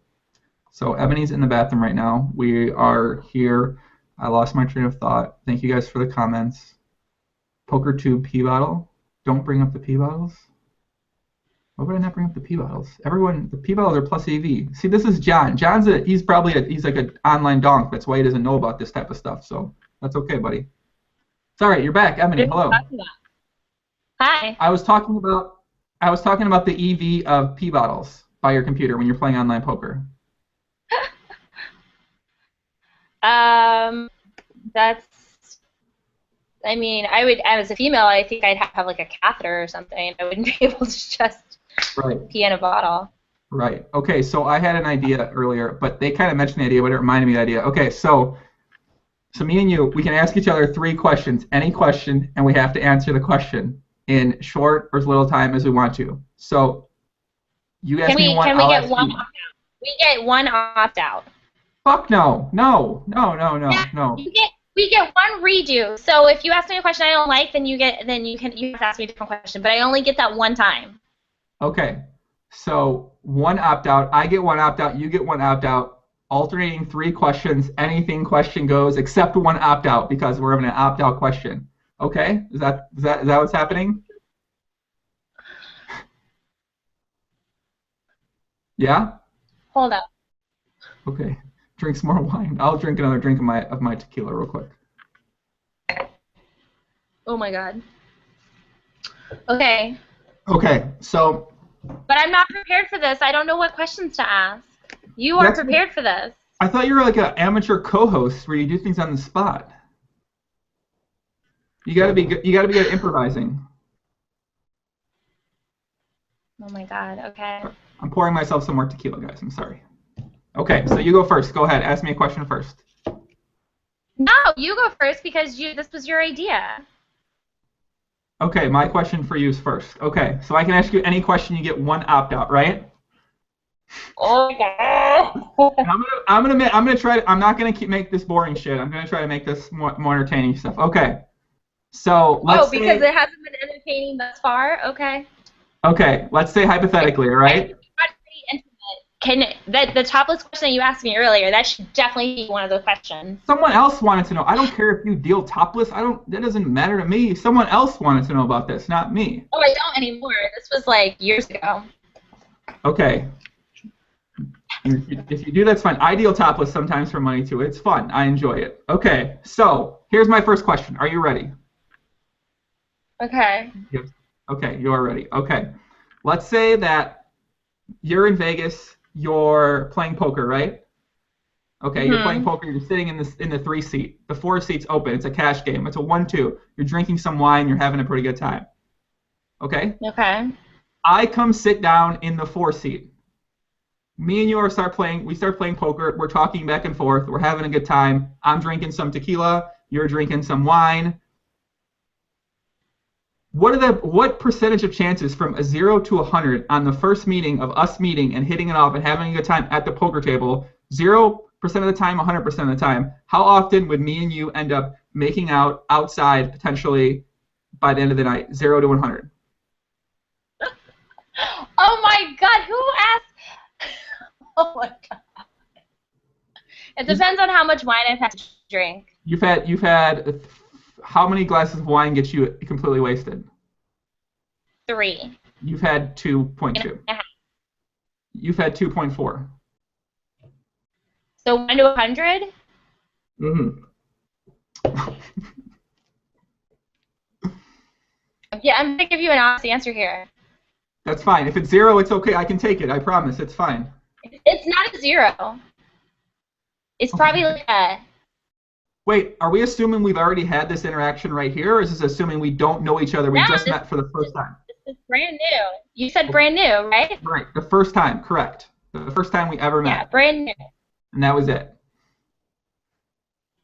I would say like a solid 20. I will take that for okay. Well, that's now people know they have a chance out there if they hit it off with you well. And this isn't a question, but have you ever met a guy at your actual poker table and then went outside and something happened between you two, whether it's make out or whatever? Yeah. Is that your second question? No, that wasn't my second question. So I've only played a couple hours of poker, and I was in Fort Lauderdale, and something like that happened to me where I was playing with this girl, and we ended up going out by the fountain at the Hard Rock, and one thing led to another. We were in the hotel for a week. I don't know, like it's just like things like that happen. Are you sometimes. serious? Yeah, this happened. Yeah, she was pretty That attractive. happened? Oh yeah, oh yeah. My friends that were Yes. I'm sorry that you cut out there. What'd you say? I said that's pretty awesome for you. Like especially because there's few females in the that play poker anyway, and then so few attractive females that play poker. So, but yeah, I mean, yeah, that happens. Okay, so all right, that's my one question for you. Someone said, I thought this was a poker podcast. I must have clicked the wrong button. This guy's a weirdo bore. Thank you. That's very Glenn, you're nice. Thank you, my friend. All right, you're up. Go ahead. Glenn T, I'm sorry that you have no life and you only want to hear about poker. There's something out there for you. All right, let's do a couple minutes for Glenn. Hold on. All right, so Ebony, I opened the cutoff with Ace King, Ace 4 offsuit, and you 3-bet, and I get 3-bet on the button, and I'm 35 big blinds deep, and the button has shown to be a bit more on the semi-aggressive side, but I don't know his tendencies to fold to a 4-bet.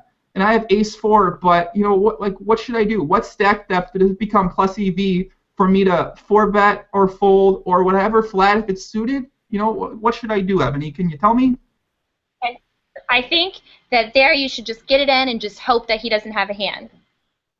I think so. So when I ran a mathematical equation, I came out that about 62% of the time I need him to fold to my 4-bet. So if he 4-bets, it'll be plus EV for me to go jam in. But then it turns out I should then break down which percentage of my range I'm opening the cutoff I should be 4-betting to get him to fold and when it becomes a profitable situation. Glenn, is that what you want to hear? Well, good. Glenn, here's the problem, Glenn.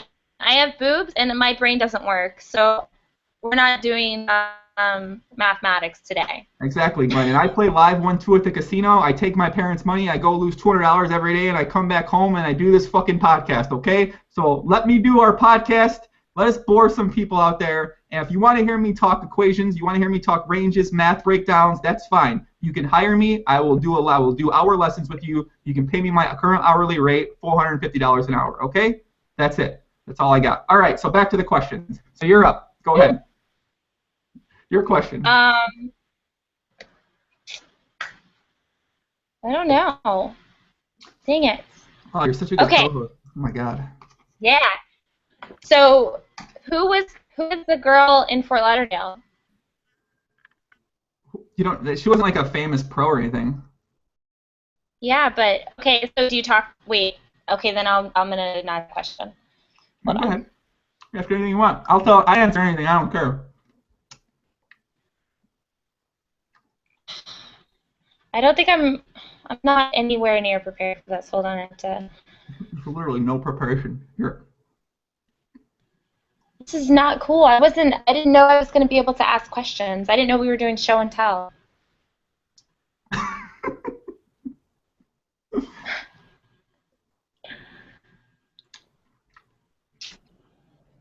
You literally have any question in the world at your disposal to ask. I know, and when you give somebody the option to ask anything they want, then they really start to think about it. I didn't need to think about that at all. I already knew the question I wanted to ask.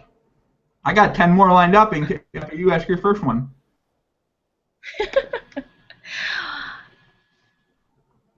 Aw, tell David Helgeson that he's a very sweet boy. That's cute.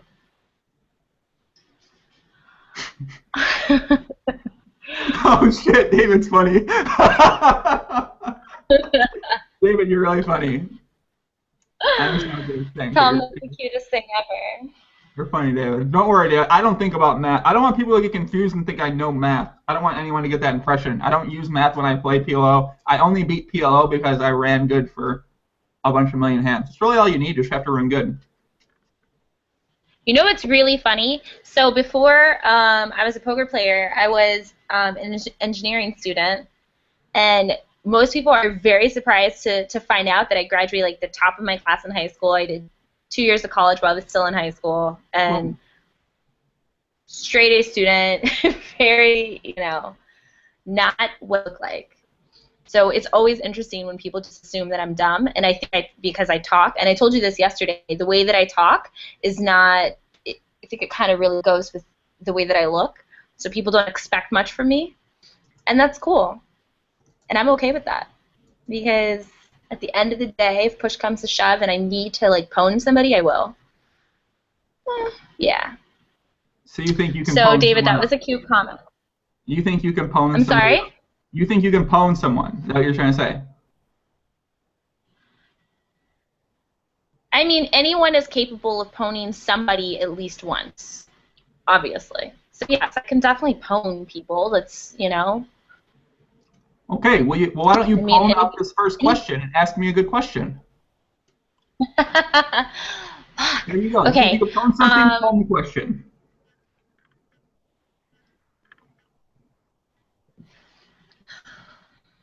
All right, give me like a few more seconds.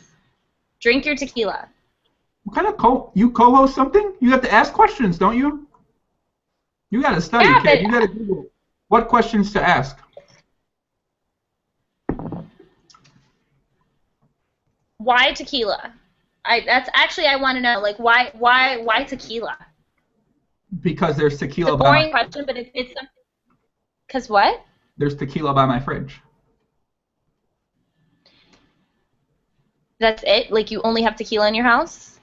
I don't drink a lot. I'm not a big drinker. The only reason I have alcohol is because I invited my little brother over who's 15, and we were going to rage. So we're going to dance. We're going to put on some nice lights. We're going to listen to music. But my little brother, I didn't want to do any drugs around him. So instead, I drank alcohol. So I'm a fucking good brother, okay? I'm not a bad influence. I'm not going to try to give my brother drinking and drugs. I just decided to drink. I thought this was a drug-free podcast. For you, it's a drug-free podcast. For me, I don't lie. I'm an honest person. I'm not lying either. I'm not lying. I'm an honest. It's okay. Go ahead. Question. Where's your question? Oh, okay. Here's my question. Why were you so shocked whenever I said that I knew Christina Lindley earlier?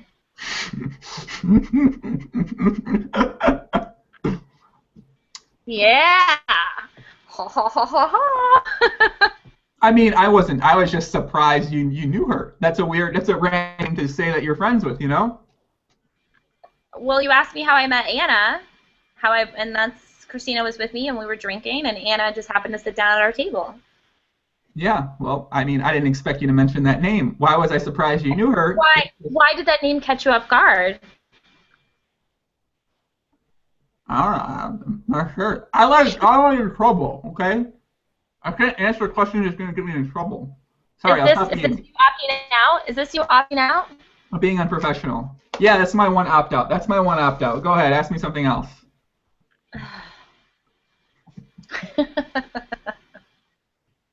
That's my one. That's the only question I got. Gracious.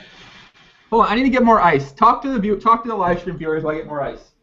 All right, live stream viewers, I'm going to look at these comments. You guys can ask me anything right now.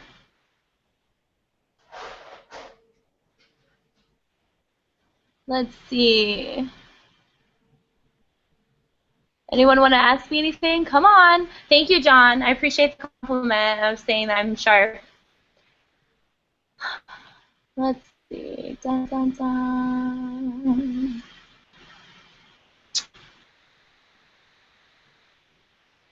Huh. I don't have any. Sorry, guys.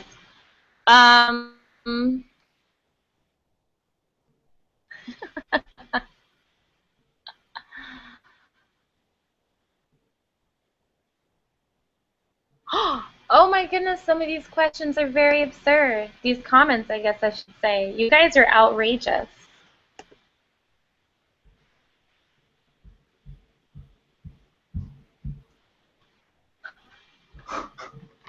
What have they been answering?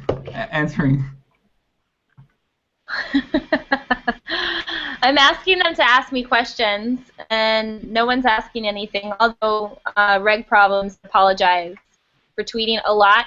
By the way, PokerStars Reg Problems, a lot is 2 words. So you're going to do something in all caps, make sure you spell it correctly. You're one of those weird grammar Nazis, aren't you? Yeah. It's okay. All right. Biggest I pot am a grammar you've won. Nazi. Biggest pot you've ever won. I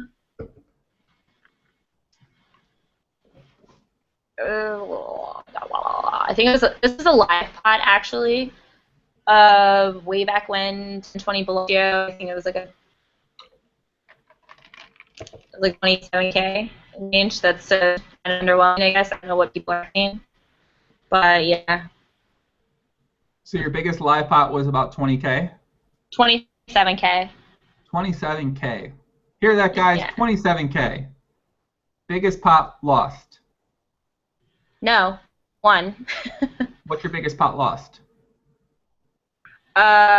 Probably about a 20K pot. Okay.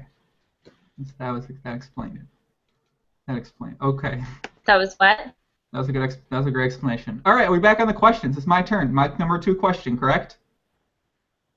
Well, I still get to ask you a question, but I don't have one yet. So yeah, go ahead. Yeah. Okay, so I'll ask you a question. Okay, so now, man, this is a bad question. You're gonna get mad. You might get mad at me for this question, but.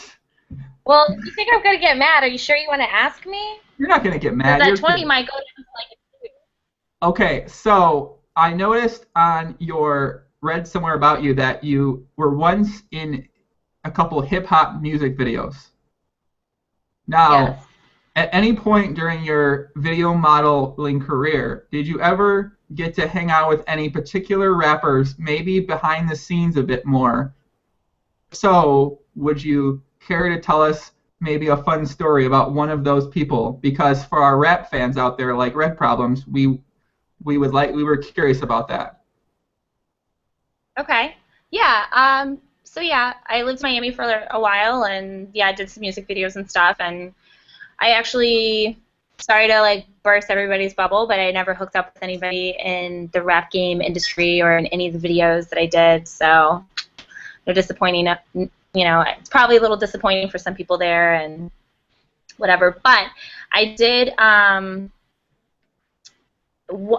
There's a particular guy that really had still currently, he's been chasing me for about 2 or 3 years, and I went and hung out with him in the studio, and it was a pretty awesome time because I ended up being in the studio with Lil Wayne and like everybody from YMCMB, and like it was just the most ridiculous thing. But Lil Wayne has a legit guy that he pays to just roll blunts. So, and I sat there and talked with this guy, and I'm like, so this is your job? He literally was just the whole time he's in there, and the whole time Lil Wayne's in the studio recording, he's just sitting there rolling blunts, and I'm like, this is your job, you know? And, you know, and it was fun, and I got to watch, like, Drake and Mac Main played one-on-one basketball. I mean, I've got, you know, I've been able to see, like, for people that like that stuff, I have, you know, seen a lot of stuff like that, so. But yeah, that was a fun night. Follow-up question: which guy has been pursuing you for 2 to 3 years? Is that your third question? No, that's just a fucking follow-up question. Come on, who? We gotta expand. Give us a hint. We'll play Guess the Rapper. Give us a hint.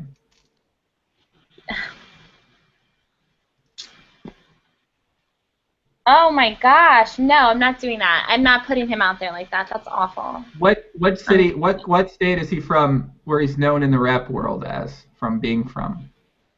I'm not saying. Fabulous. No, he gets all the women. All right. Well, let's not get into that. You said you play basketball. Is that true? Do I play basketball? Yeah. I played in high school for like 2 years, but no. So you're not very good at basketball? I'm good at shooting, and that's about it. But I haven't played basketball in years. So how tall are you? 5'1". Oh, so if we played one-on-one, someone asked that question, who played one-on-one, I'd obviously destroy you at one-on-one basketball. Absolutely. Okay, that's what I figured. All right, so you're up. Second question. Go ahead.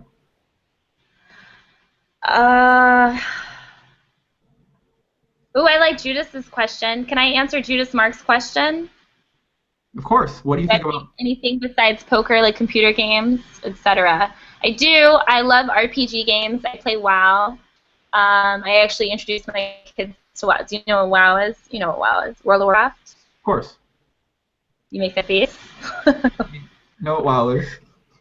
Yes, I play WoW. I actually grounded myself off of WoW, and because it ruins my life. I go through moments where that's all I want to do for like 2 weeks straight, and I get no sleep, and I'm just addicted like a crackhead. So, but yeah. So there. All right. What else? So on like, do you have anything else like hobbies that you're trying to get better at, like things you're working on? Like for instance, I cook a lot, so I'm always trying to get better at cooking, even though I think it might be hard to try to actually get better at cooking, but it's something I do. Like I said, I dance all the time. I play basketball all the time when I didn't have a broken finger. I play the piano and I play the guitar pretty often, where I'm trying to get better at those things. So I mean, do you have any like things that you spend time on, maybe more often than once a week, where you're actively pursuing getting better at, just all poker and kind of socializing, that type of thing? Right. Well, I definitely do a burlesque class now, and we had a couple performances, or we had a performance where we did on one night and we performed 3 times. That was exciting. But I used to dance for arena football team and cheer for a basketball, like the U.S. Basketball League, you know, way back when. So, I mean, I love dancing. I just love music. I love singing. I love performing. I just love just all of that. So anything to do with the arts is kind of, you know, I always am working on trying to get better at that. So yeah. Well, thank you for the question. Okay, is it? Did I ask you? Oh, wait, you gotta ask me one. Okay, we gotta finish our 3 game questions because then I don't know what we're doing after that. But go ahead. Okay. I think I'm gonna make that my 3rd question.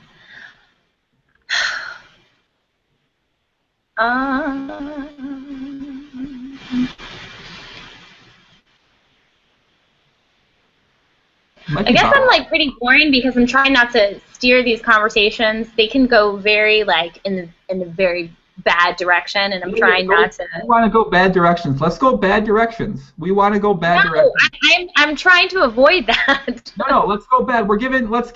If people are, I don't know how long we're into this, but if somehow people are still listening to this, let's give them something exciting to listen to.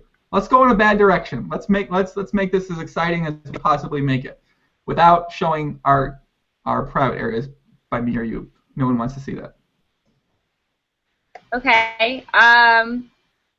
No. Oh my God. What about? And you want to co-host something with me? Where you got it, man. We gotta get. Yeah, but we gotta. If we're gonna co-host something, we gotta leave stuff for like. I mean, I'm sure we won't have a problem running out of. We'll always have info. I'm sure content. We could talk for 7 days, literally straight, without sleeping. Me and you could have a conversation like this for 7 days. And the 6th day in, it would still be exactly like this. No hard. So don't worry about it. We're not running out of anything to talk about. Don't worry. Okay. Are you a vanilla or not? Am I a vanilla or not? Is that what you just said? Yes. Are you vanilla? Are you vanilla or are you not vanilla? I think this is in terms of sexual vanilla, as far as what you Very do good. when you're doing behind the scenes type of thing in a bedroom or on top of a car or potentially in a poker bathroom. So, am I vanilla? Let's see. When I was younger. Poker bathroom? What? A poker bathroom? I've had some interesting stories. So anyway, I used to be crazy. So I'm not crazy anymore. When I was younger, I was insane. But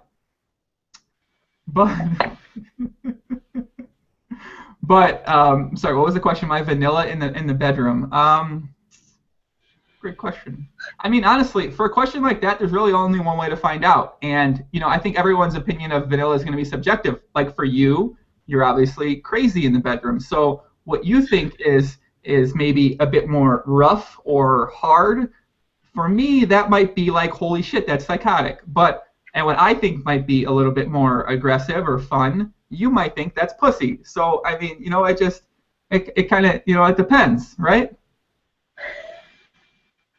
Am I breaking down? I'm trying to give Glenn a little bit. If Glenn's still listening, I wanted to give a little breakdown on a question you asked in a little bit more, a little bit more smart terms. You know what I mean? But that's if I played, what the hell? Was that an answer? Not really. Well, in your definition, what does vanilla or non-vanilla mean? Well, you knew exactly what I was asking, so. Right. Well, what is vanilla and not vanilla to you? No, this is not the part where I answer questions. Well, I'm having you understand it better.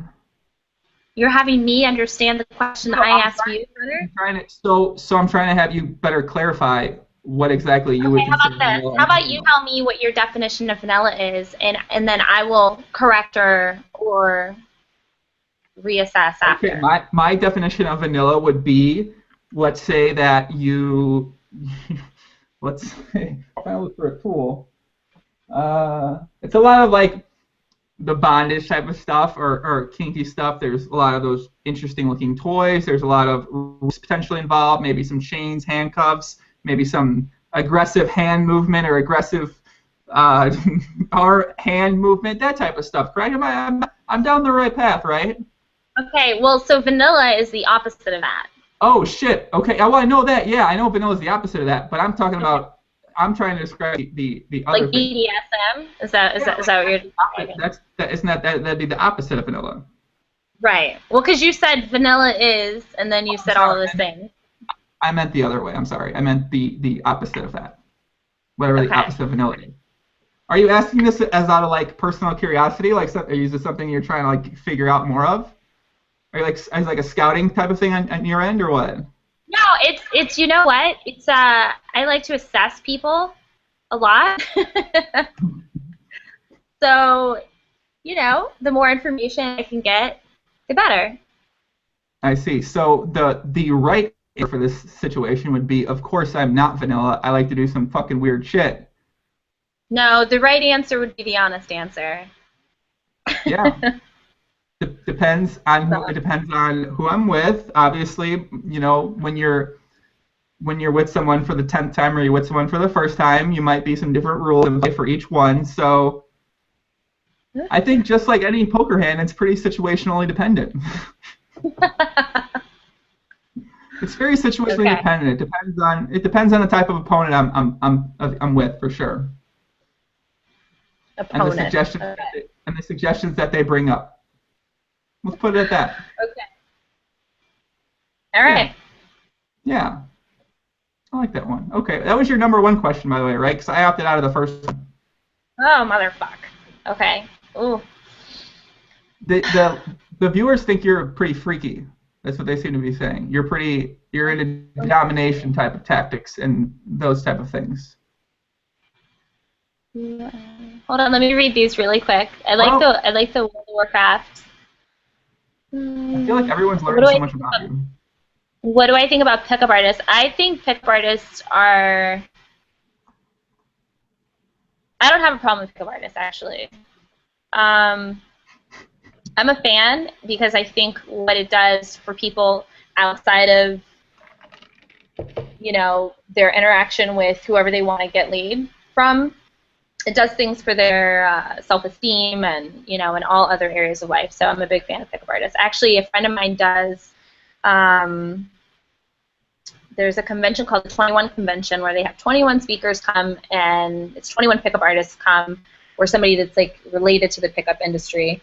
And they come and, you know, and they give advice. It's like two or 3 days of, you know, a lot of really good advice. And the bedroom, oh my goodness. These questions are funny. Is she down for the brown? Who is this? That looks like a young Asian man, by the way. How does the Asian ask me if I'm down for the brown? His name appears to be Ketok, and he's making he looks like a pickup artist in his YouTube. It looks like he will do magic tricks to you if he was turn it down. So the amount of viewers that you have doubled since we started. I mean, honestly, I didn't really put this on any other place besides Twitter. So it depends where you put it at. If I put it on the different forums on 2+2, sometimes it gets more, sometimes it gets less. But I think it'll get a lot of viewers on my YouTube and on PokerTube, so that's pretty good. But yeah, I'm excited. So, okay, I'm going to do one of my giveaways I mentioned earlier because you did a terrible job at answering any questions that people just posed. So I've been answering questions. Okay. I didn't know that I'm supposed to be the one answering questions, not asking questions, so I was not prepared. I'm not good at that. You're a host of something where you ask people questions, right? Do you think about the questions? Yes, but I know who they are. I know about them already, and like. Well, this is even better. You don't know anything about me. You can literally ask anything you want. Sky's the limit.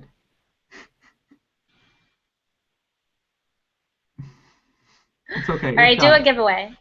Okay, I don't know how to do. I am a little shy. Okay, can you help me with this? So I'm gonna give away $100. I can only send on Money Bookers because that's all I'm gonna send on, or I will send on PayPal. So I don't know how to decide who the winner should be. This is gonna be for someone in the live stream right now, but it's got to be somebody who I know has listened to many of my other live streams in the past, and it's not Reg Problems because that motherfucker owes me money still. So. How long is the stream running already? Well, you can go back. If you want to go back and rewind the stream, you can go back to the beginning or you can start from it live. And afterwards, it'll upload on here and on PokerTube.com, and you can watch it better. So how should I decide who wins this giveaway right now that I'm going to give away for my live stream viewers? Should it just be who I recognize from the comments that's in most of my live streams? I think you should do it based off of the best comments. The best comments. So the best comments this time? In your opinion. This is obviously, you know, only you can decide. Okay, so I'll decide that by the end of the podcast. And also, PokerTube has given me the authorization to give away stuff. Now, what stuff I can give away? I can give away a PokerTube shirt up there, if some people might want. And if people want a PokerTube patch, which I don't know if they want, they can have that too. But I can give some of this away. And I'm not sure who to decide to give away, but the PokerTube shirts actually fit quite well. I really enjoy them. I wear them to the store. I once wore them to play basketball in. So we can do that for anyone that listens. So the person who draws the best picture of me and Ebony together. Oh my God. In a. You know you're like asking for trouble, right? Exactly. In any way, you have to draw a picture of me and you together in some type of situation. It could be you dominating me. It could be me killing you. It could be.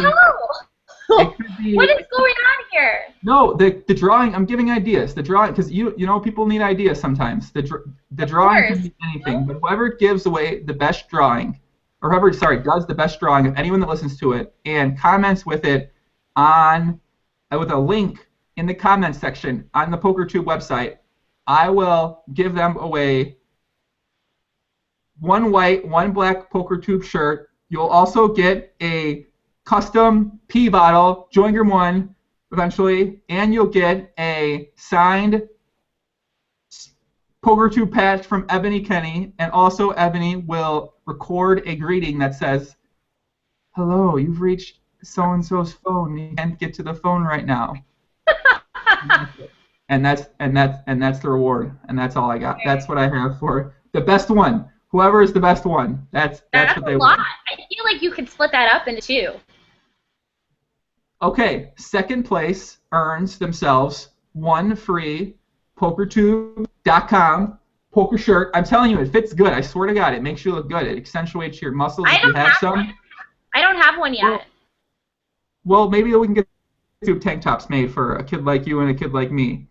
And second place gets a shirt, and they also get a 10-second personalized video by Ebony Kenney saying whatever that you want her to say within reason. That's it. That's second place.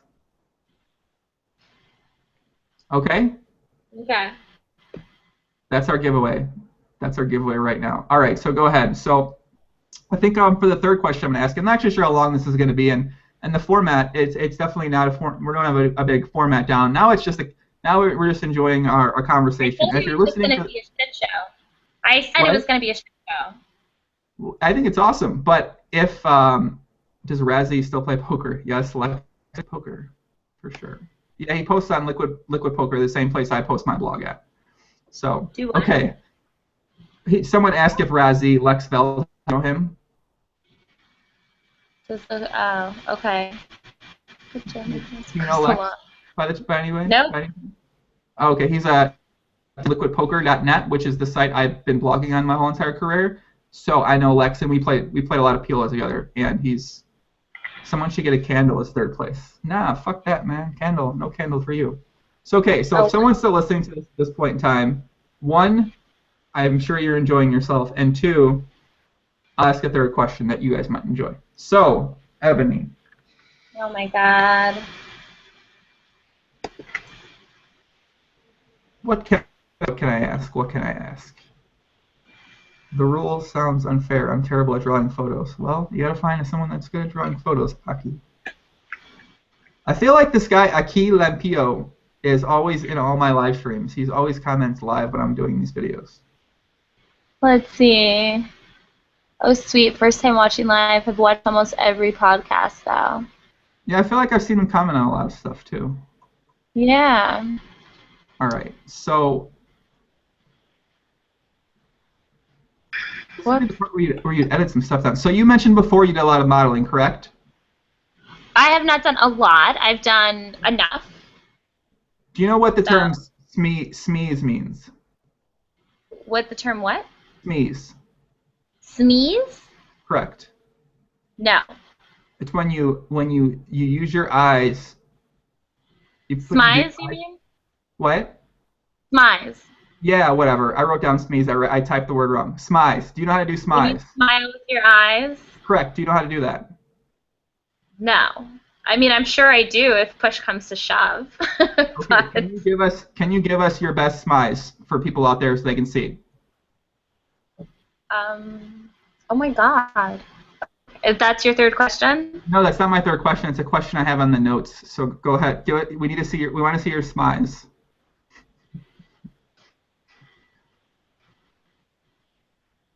That's there you go.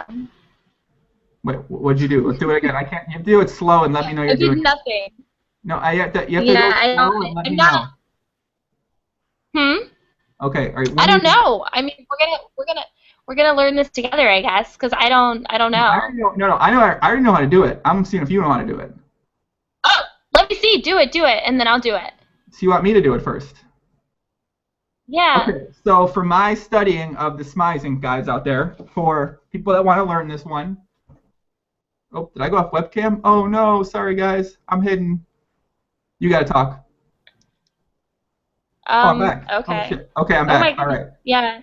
So I'll show you how to smile. So right. basically, smiles is called smiling with your eyes, and you give the person like a little look. So it's like you close your mouth, and then you put your eyes a little bit down, but you want to keep your mouth up. So it's something like that, where you're not smiling, your face looks very stern. But you give them that I want to fuck the shit out of you look. That's what you got to do. Now I'm not giving you this look. Oh, is that what that look is? Is that what that means? No, that's what the look that you give them. You give someone that look, and you're like, you just want to. Yeah, that's what the looks is. What I have, but it also means a modeling. But when you meet a girl out, I'm not. This hasn't happened to me in a long time, because I'm almost married. But when you meet a girl out, you give them that look, and that's when you're almost married. In all this inappropriate conversation. I might be almost married. You should be married. I think I'm gonna get married. Are you? No. Wait. Who's the lucky girl? Yeah, I don't think. I don't know. I'm not a big advocate of marriage. That's just definitely me. kidding. I'm not getting married. That would be entertaining. I'd be like, wow, your fiance must be super cool, or girlfriend. Oh, why do you say that? To deal with this very inappropriate conversation that we were having, only for the sake of PokerTube, obviously. I wish I could edit this out.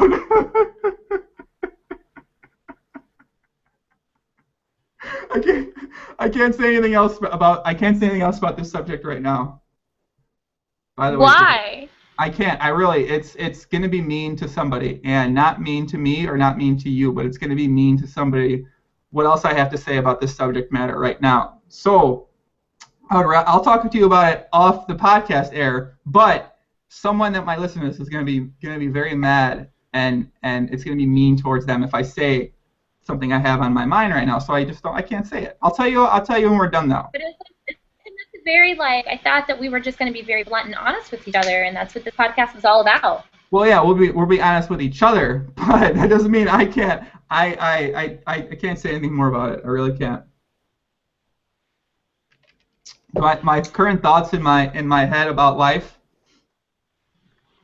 Yeah, I probably shouldn't put them. Joe just taught me how to be. No, I didn't. I'm gonna. Oh my god. So, how many glasses of wine have you had right now?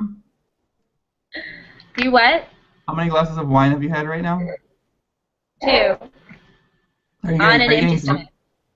Are you getting drunk now? I am tipsy, yes. Oh, you're tipsy? Yeah. And you still couldn't think of any questions to ask that were. The thing is there's a very fine line here, and I have to toe the line, because of if I was just doing poker still, I would just be asking whatever the hell is on my mind. But because I have the show and oh my god, I have to be very careful. You know, I mean, if they were that concerned about image, they wouldn't have hired me. But I do have to, be considerate of the company that I work for, and, Wait, what exactly would you say that somebody might get mad? What kind of things are on your mind right now? Dude, people get mad about everything. No, it's not about what's on my mind. It's the fact that people are so sensitive nowadays, and they get so offended over nothing. It's really absurd. So yeah, there's that. You don't want to say anything you don't want to ask me any questions that might offend somebody that you work with or might work for in the future. I'm worried about who I might work for in the future, because if it's somebody that I'm working for or with in the future, they would have done their due diligence and done some research about me and found this podcast anyway, and found, I'm sure, whatever else is out there that makes me look absolutely ridiculous. And they were still willing to take that on. So I'm not concerned about future work. I'm just concerned about work currently. I don't think you come off as ridiculous at all. I think you come off very lovable, very fun, energetic, pretty positive, good head on your shoulders, pretty, you know, goal oriented. That you definitely seem like you come off pretty well. Don't say oriented. Do not say orientated. Oriented. Oh my God. Goal oriented. Goal orient. Oh my God. I'm sorry. Are you gonna take me out back and give me the whips? Where's the whip? Are the whips coming? Oh my God. Wait, is that another glass of wine? This is number 3. Oh my God. Well, we better wrap up the podcast before you get to 3.5, my friend. Well, it's good. You have like another 45 minutes before I finish this. I drink very slow. I don't think you realize how slow I've been drinking. How long? We've been doing this podcast for over 2 hours. Have we really? Well, my longest podcast is 3 hours and 13 minutes, full of awesomeness. Who was that with? That was with LaForte. Oh, he's cute. Oh, how would you rate LaForte on a scale of 1 to 10? Well, I don't know. I need to, just physically, I need to see like a full body. How tall is he? 5'10" or 5'9". Oh, he's short. He's short. What if a guy was I don't know. 6'3", 6'4"? Is that more of your height? 6'3" and taller is my height. 6'3" is my like ideal height. Interesting. How tall do you think I am? I have no idea. Take a guess. Hold on. I'll stand up. Hold on. Wait, you can't see. I can't get my full body in there. But if you had to guess from that brief. I probably would have guessed like 6 feet, maybe 5'11". Oh my God! This does make me look short. Okay, I'm gonna try to stand up here on the table without breaking my. It's still no good. You know what would be great right now if you fell down and broke your another finger on your other hand. On live. Tell you what, if I break my finger on this podcast, I'm coming to Vegas and I'm breaking your finger. And that's a damn promise. I'm not kidding. I promise you that. Why don't you tell the folks at home why you didn't come play the main event? Well, I broke my fucking finger. I just didn't want to. I hate No Limit. I hate tournaments. What a puss. I don't. Everyone's selling. All these terrible people are selling action for like 1.3. It's just like one of the biggest. Well, that's a sham. What'd you say? I said that is a sham. I agree. All this markup, like huge markup, in just something that's a lottery anyway. Like the only one that could possibly sell action in a tournament like this would be Phil Hellmuth because he's very good at playing against bad players, and that's how the main event is. So he's the only one that should be selling at markup above 1.2. Well, we could debate that, but I hate tournament players, and by hate tournament players, I mean I hate people that sell at markup when they don't have any good results. But that's definitely a subject for a lengthy blog post one day by me. But to answer the question earlier that I couldn't show you in the webcam, I'm about 6'3", 6'4" with the right shoes on. With the right shoes on? Who said that? With the right shoes. With the right shoe insoles. When I wear my Kevin Durant shoes with my extra basketball insole, I'm about 6'4". Oh, with the lift? Yeah, you need that extra half inch. Well, no, they help for when you play basketball. They help absorb the foot pressure and contact and ankle support and shin support, and they give you more strength in your legs over a longer period of time.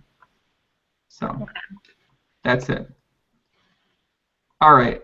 I don't have much. I kind of went over all the stuff. What's your third question? Oh and I am not smashed, Matt Bush. Do you really want to know my third question? Yeah. Hold on.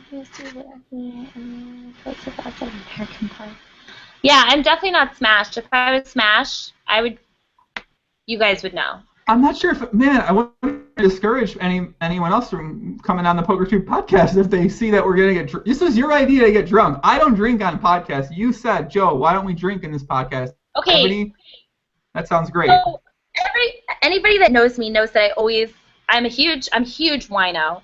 I'm definitely not an alcoholic because whatever. I'm not even gonna start to justify it because alcoholics justify it. But I don't go out and get wasted. Whatever. I love red wine. So do you know the girl that was what's her name? It's like Mimi something. The one that like the poker news like created like this little like video that's like where she's like, I can't fold kings. I can't fold kings. Oh yeah, I remember her. Yeah. Remember that? Okay. So I saw her at the tournament. I saw her again. I forgot which tournament I saw her at. But then I saw her at WPT in I think it was Sacramento. And it's like 3 or 4 o'clock in the afternoon, and my table's breaking. I'm going to a new table, and I walk by and I say hi to her, and she's like, "Hey, where's your wine?" I'm like, "Excuse me?" And this might be like the 3rd time I've seen her. Okay, I think I saw her at the Legends at the Bike, and then in Florida, and yeah, this might have been like the 3rd time I've seen her, and I've talked to her, whatever. But she's like, "Where's your wine?" I'm like, "Excuse me?" She's like, "You always have wine. I was just wondering why you're not drinking." And I'm like, am I that much of a lush? And I guess I am. Like, people just expect me to have a glass of wine in my hand at all times. But if people really paid attention, they would notice that I don't ever have wine in my hand before dinner break. Because I'll have a glass of wine on dinner break, and then I'll bring it with me back from dinner. So I'm not, this is very early for me to be drinking. I cannot believe I've been drinking this early. So, there's that. Are we getting more good comments? I love the faces. I'm just listening. I'm taking this in. Can Ebony take her top off and just rock the bikini top?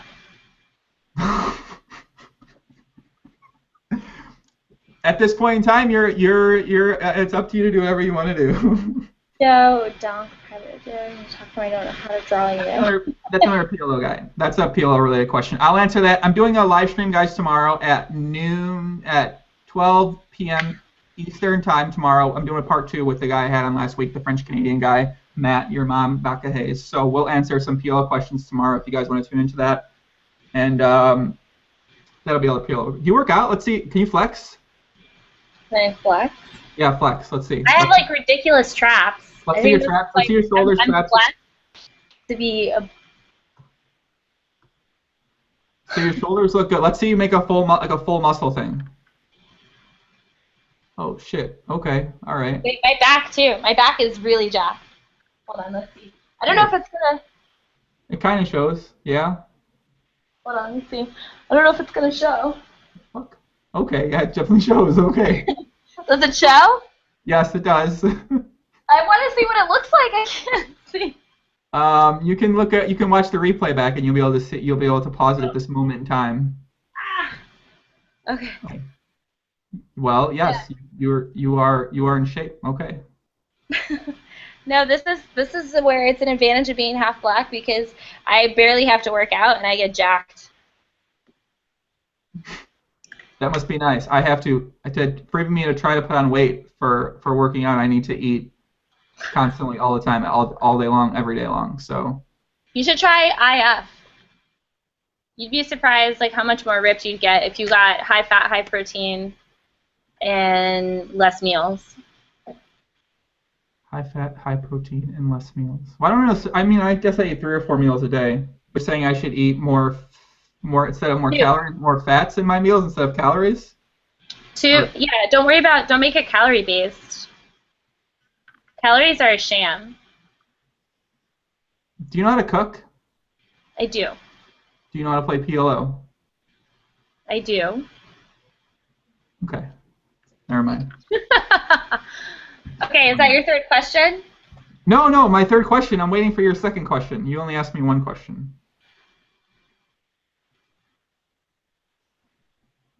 Them lats. They like your lats. Is there something funny? They liked your lats. Go ahead. 2nd question. We're gonna wrap this. We're gonna take this off air soon, and you're gonna disappoint everybody. Okay, so all right, so I'm gonna give I'm gonna ask like a cheesy question. Go So ahead. obviously, like you spoke about goals and how you think it's important for for every poker player to make like long-term, short-term goals, et cetera, et cetera. But is there anything that you do in your life that is not poker, like specifically poker oriented, that directly affects your success in poker? So is there anything that I spend my time doing that doesn't directly, meaning like as far as... That's not like I'm studying for poker or I'm doing this or I'm talking strategy or et cetera, et cetera. But is there something that you do that you found that helps you become better at poker? Whether it's the way that you eat, working out, meditating, yoga, like whatever. Like, is there something specific that you found, and what is it? I don't think there's anything. I mean, I think some of those things do for sure matter, and I think they can make a difference. I just haven't. I guess I haven't actually tried to try something new in that regard, and then see how my results are. So whether I started doing, I started doing a lot of yoga. I'm not actually sure if that's possible for maybe me doing better. I do meditate, not super often, but I do meditate. Whether that's had some type of effect. Actually, I don't really know how to measure the effect. Maybe how my lifestyle's changed in the past 9-10 months has had on my actual success with poker. I mean, this has been a super good year as far as those, and the quality of work I put in. That might be because of these other things I've been doing more of. But I'm not sure. I mean, I think that the way I started playing basketball, I play basketball 3 or 4 hours a day before I broke this, and the way I broke down how I was getting better at basketball and how I could improve myself in that regard, I started carrying those ways over. I kind of transferred them from poker to basketball, and then I carried them back over from basketball to poker, and I think that actually helped me get better at the way I was thinking about how I can play more effectively and how I can get better at poker. So that kind of did, but I think what you said, I think those definitely have some effect, but I wish I could know a better way to measure them as far as... I think that a little tip. So for me, everyone, it sounds like kind of like hippie-ish and stuff, but for me, every day, like when I wake up, I try to, before I even get out of bed, I spend, a couple minutes thinking about, what I want to accomplish that day, and being like very grateful that I'm waking up and glad to be alive, and that I'm able to live the life that I live, and then before I go to bed, I do the same thing. I think of 3 things that I'm really happy about that happened that day. But for me, I think the biggest thing is like if you journal even just a little bit, and it doesn't have to be often, and it could be something as simple as like one to 3 sentences, like this is how you felt today, this is da da da da, whatever. But that has a direct correlation to your success in everything in life. Like it really does. And it could be like, these are the things I did today. Like I did basketball, I played X amount of hours online, I spoke X amount of hours on strategy, and this is how I felt. Literally like just X plus Y plus Z, and this is the outcome. And this is how you felt, and you can have it on a scale of 1 to 10, and then you can go back, and it's such a simple equation. You can go back and look and see like there's a direct correlation between how you feel and how successful you are. Absolutely. So the idea would be to write this at the end of the day or when you wake up? I would say at the end of the day. Mm-hmm. So and I wouldn't make it like at the very end of your day. I would be like it's the end of like your work day, and at the end of like 2 hours before bed. Because if you do it right before you go to bed, it's the last thing you're thinking about. And then if you had if you had a day that you weren't feeling so great about, you go to bed thinking that you didn't feel so great, and like you carry that with you into the next day. Whereas if you do it like 2 hours before, you have enough time, it's there, you put it out into the world, it is what it is, and now you have 2 hours to kind of just like take it in and kind of like reevaluate and enjoy the rest of your evening. So, but I definitely think that there's a for sure correlation between how you feel and how successful you are, and really like hacking your environment, hacking your body, hacking your mind. It all goes hand in hand. Well, I will try this. I will start trying that today. we'll give it a couple weeks, and maybe we'll see some type of. I guess I wish I knew how to necessarily measure the type of impact that could have. Yeah, I think the key is to not be results oriented and not to think like there's a goal in mind. To just really just enjoy the journey. To just be like, okay, I'm just gonna start, because once you put it on paper and once you get it to where it's visual and now you're reading it, I think it almost becomes like a bigger appreciation for what's going on in your life, and that automatically puts good energy out and makes you feel better and makes people around you feel better, and there's nothing but good that can come from that. And what can that hurt as far as in what you're doing with poker? I mean, I agree completely. I'm always down to try anything new that might have some type of positive impact on my life and on the way the quality of work I put in anything. So I will be trying that tonight, actually. I'm excited. Now I'm excited. I get to try something new today. Not very often I get to learn something completely new.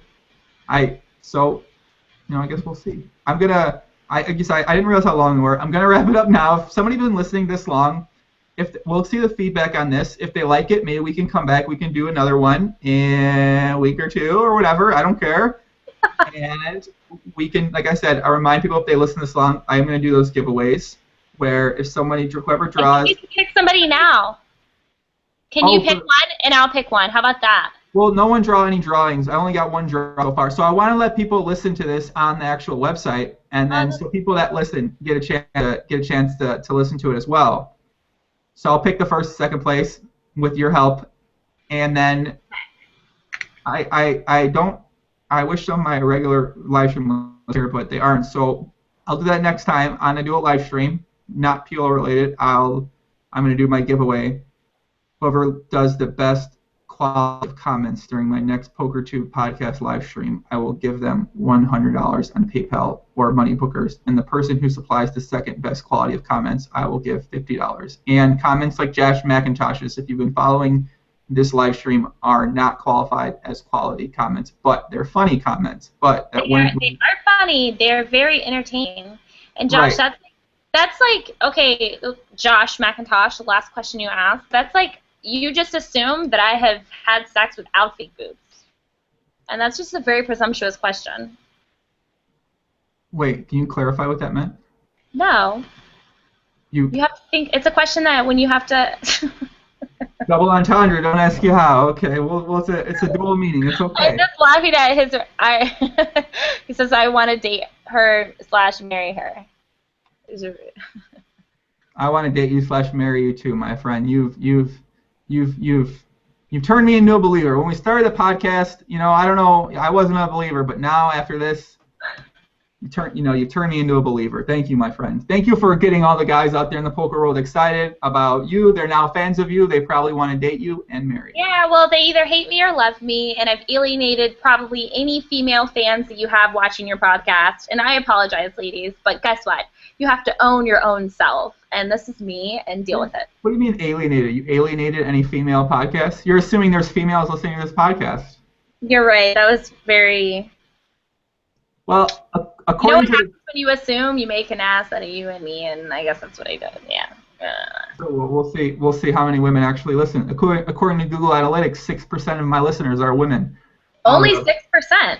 Yes, ma'am, 6%. You have got to work on that. Okay, so that's what I'm here for. So now, you know what you have to do? So the next time that we do a podcast, our goal, we will call one female listener, poker player, whatever, just to invite, ask her, one question.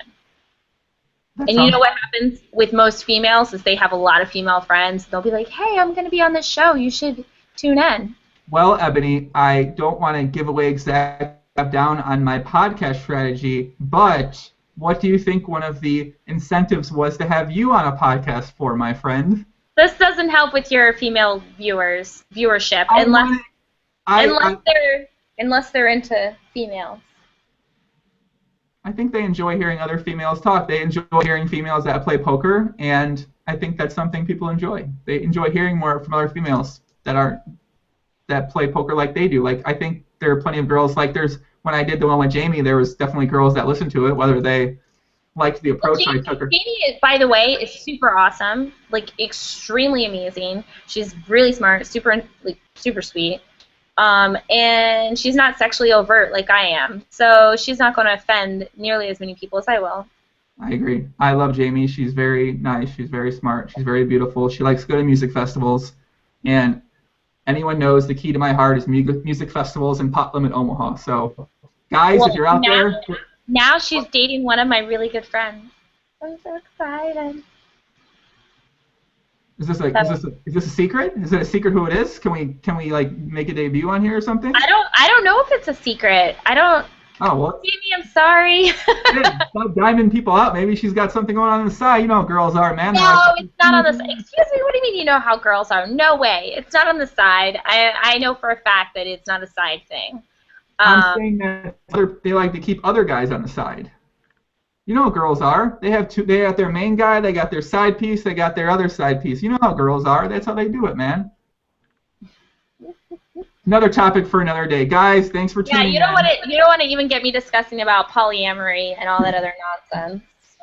Please, let's save polyamory for the next pod. I'm gonna write that down. Next one, poly monogamous. No, polyamory. Fuck monogamy. Poly/mono tendencies of people. All right. Thank you for joining me, my friend. It's been a lot of fun. Thanks for having me. And for having me like tipsy in the middle of the day in my hotel room. This is fantastic. Well, not the first time I've had someone tipsy in their hotel room in the middle of the day. But boom! That's it. That's out. We're out. Let's go. Tune in again next time, guys. I'm going to stop the broadcast and goodbye. Say goodbye. That's it. Bye, guys. PokerTube.com. Boop, boop, boop.